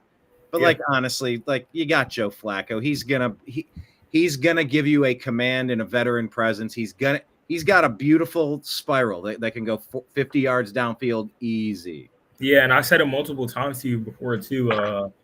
Great quarterbacks sit behind good quarterbacks for the first start season of the year. Like you said, you bring up Peyton Manning, he got thrown into the fire. That's Peyton Manning. That is the arguably second best quarterback of all time. C.J. Stroud got thrown into the fire. He's okay. He's okay. He has good receivers surrounded around him. Quarterbacks like Pat Mahomes sat behind somebody. Justin Herbert sat behind somebody for a bit. Who else? Lamar Jackson sat behind Joe Flacco. Josh Allen, he came into the fire. He did do that. Mitch Trubisky came into the fire. That was horrible. Baker Mayfield, did he start immediately? No, he sat behind somebody. Even developing with the Panthers and then going to the Rams with that crazy, all that stuff Baker Mayfield had to go through. He's a good quarterback. To be a successful quarterback, in my opinion, you have to sit behind somebody for X amount of time. Whether that be in 5 weeks, the whole season. Tom Brady sat behind somebody. Everybody sat behind somebody. So, talking about quarterbacks, 49ers quarterback Brock Purdy, the only QB from the 2022 NFL draft class that remains with the team that drafted him. Yeah, that draft class. And he was the last pick. Pickett, draft by Pitt, went to the Raiders. Desmond Ridder ended up with Atlanta. He's unrestricted free agent. Malik Willis, drafted by Tennessee. He's on the Packers. Matt Corral, Carolina. He's in the UFL. Yeah, UFL. Bailey Zappi, New England. Now he's on. He's on the Chiefs. The Browns. Oh, he's on the Browns now. Yeah, we just picked him up. Okay. Washington drafted Sam Howell. He's now on the Eagles. Sam Howell. Oh man, they didn't do him good with the Commanders. You know that his rookie year he finished top 5 in passing, right? Yeah, I was excited for him. I pulled one of his rookies. I'm like, oh, here we go. Yeah, then they got Jaden Daniels. They traded him. They did a whole bunch of. I still see him being a starter in the league, but hey, who knows? But yeah, Brock Purdy. Fine. I watched him get drafted, Mr. Irrelevant. Hey, that gives all of us hope, right? Yeah, he's good. You got a breath, you got a chance. Yeah, the others were Chris Oladokin, drafted by Pittsburgh, now on the Chiefs, and Skylar Thompson, drafted by Miami, now on the Steelers. Skylar Thompson had a great preseason. Mm-hmm. He had a great preseason. I liked him. He started a playoff game against the Bills, I think, like 3 years ago, his rookie year. It was Dolphins, right? Yeah, the Dolphins. He played against the Bills. I remember that playoff game. Unfortunately, he got thrown into the fire, but it's whatever. Heck yeah, man. Well, we have gone through the league. We will see. Let me check and see if we can swing you into the show on Tuesday. No promises. I got to talk it over with Mike and sort it out. But yeah, man, this was good. I'm so excited for football. I'm so ready for football. Give me your college football prediction on. I was just going to ask you about that. Who do you got? Yeah. Who do you got? I'm gonna be watching that game. Like I said, every kid that's my age or younger, they believe that Jeremiah Smith is the next coming of whoever you want to say he is. He can come into the league today. This year, he would have been the number 1 overall pick. Analysts said, a lot of people said he's the greatest receiver right now. That's possibly on planet Earth. Specimen. 6'4", 200, whatever. Fat. He can do it all. So, and he's huge. He's yoked up. He's jacked. Justin Jefferson's on the slimmer side. Jamar Chase is on the shorter, slimmer side. Brian Thompson's on the taller, lankier side. Malik Neighbors is on the Jamar Chase side. That guy's huge. Hey, if Julian Sand could get it done, hey, I'm trying to look at it right now. You said Julian Sands starting. Hopefully he could be good.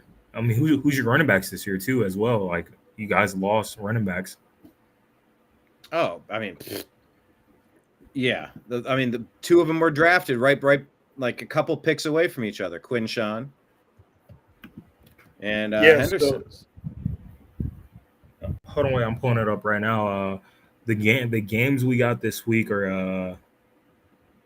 By the way, the running backs are Sam Dixon, C.J. Donaldson, Bo Jackson, and Stanley Jackson Jr., James Peoples, Anthony Rogers, Isaiah West.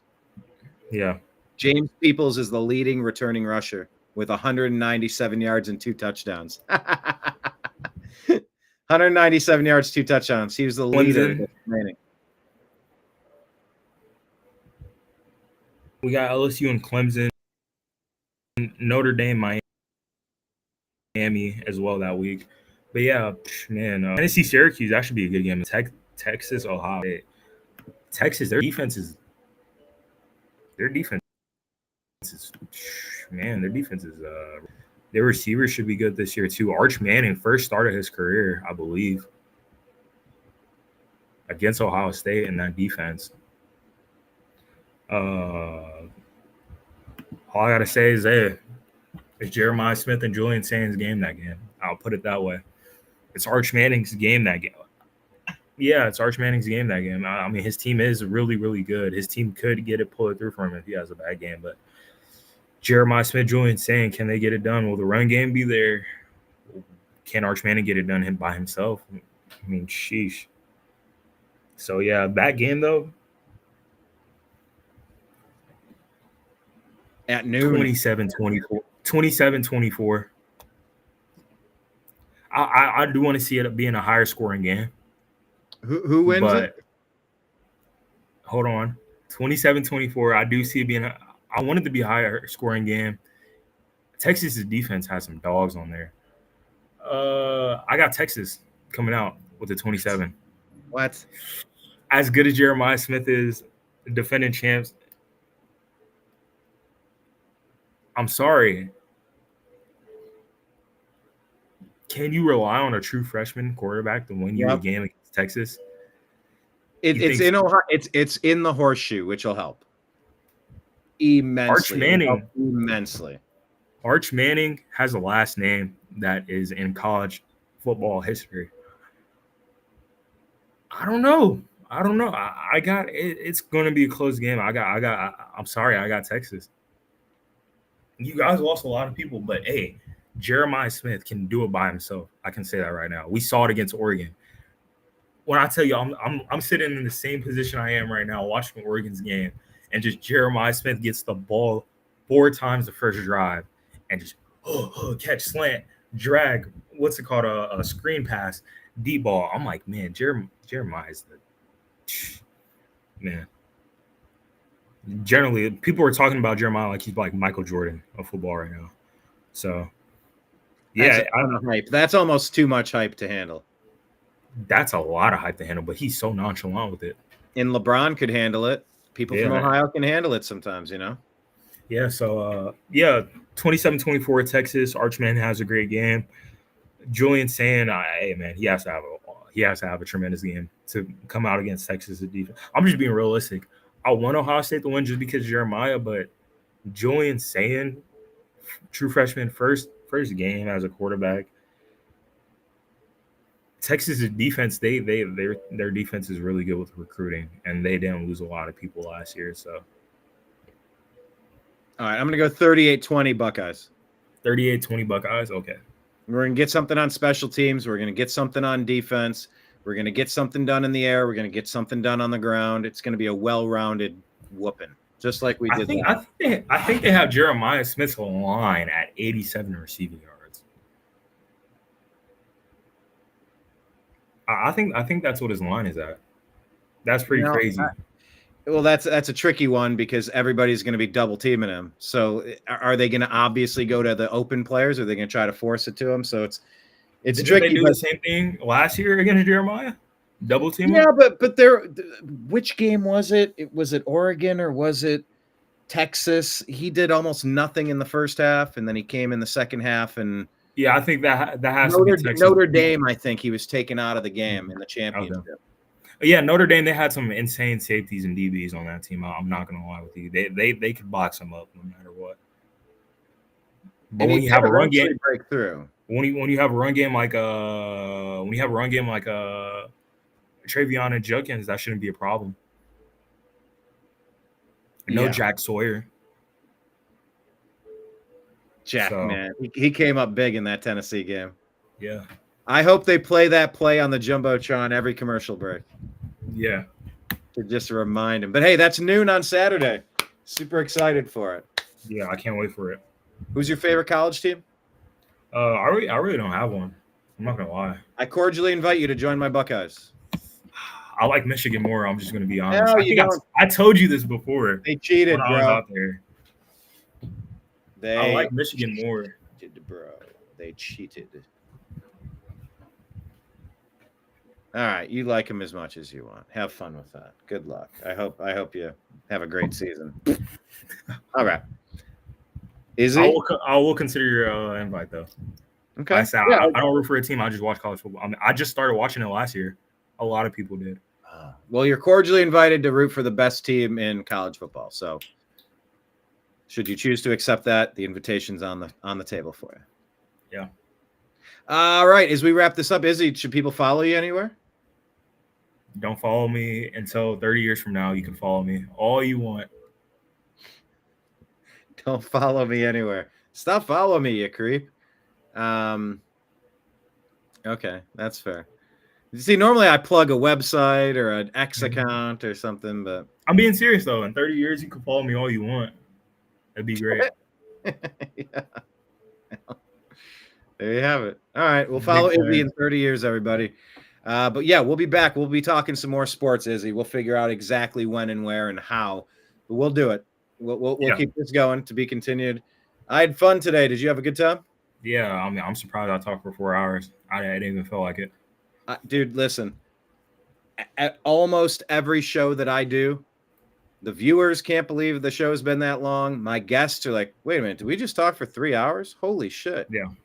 Like I had a guy donate.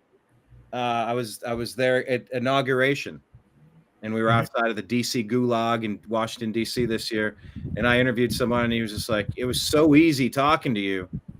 I was just like, "Hey, I don't know, man. Awesome." That's my job as an interviewer, to keep it moving, to always have questions preloaded, that's my job. So if it didn't feel like it, usually that's a good sign. So, yeah, we'll figure out the next time. I'm not entirely certain what it looks like, but we will figure it out, and we're going to talk sports because it's fun.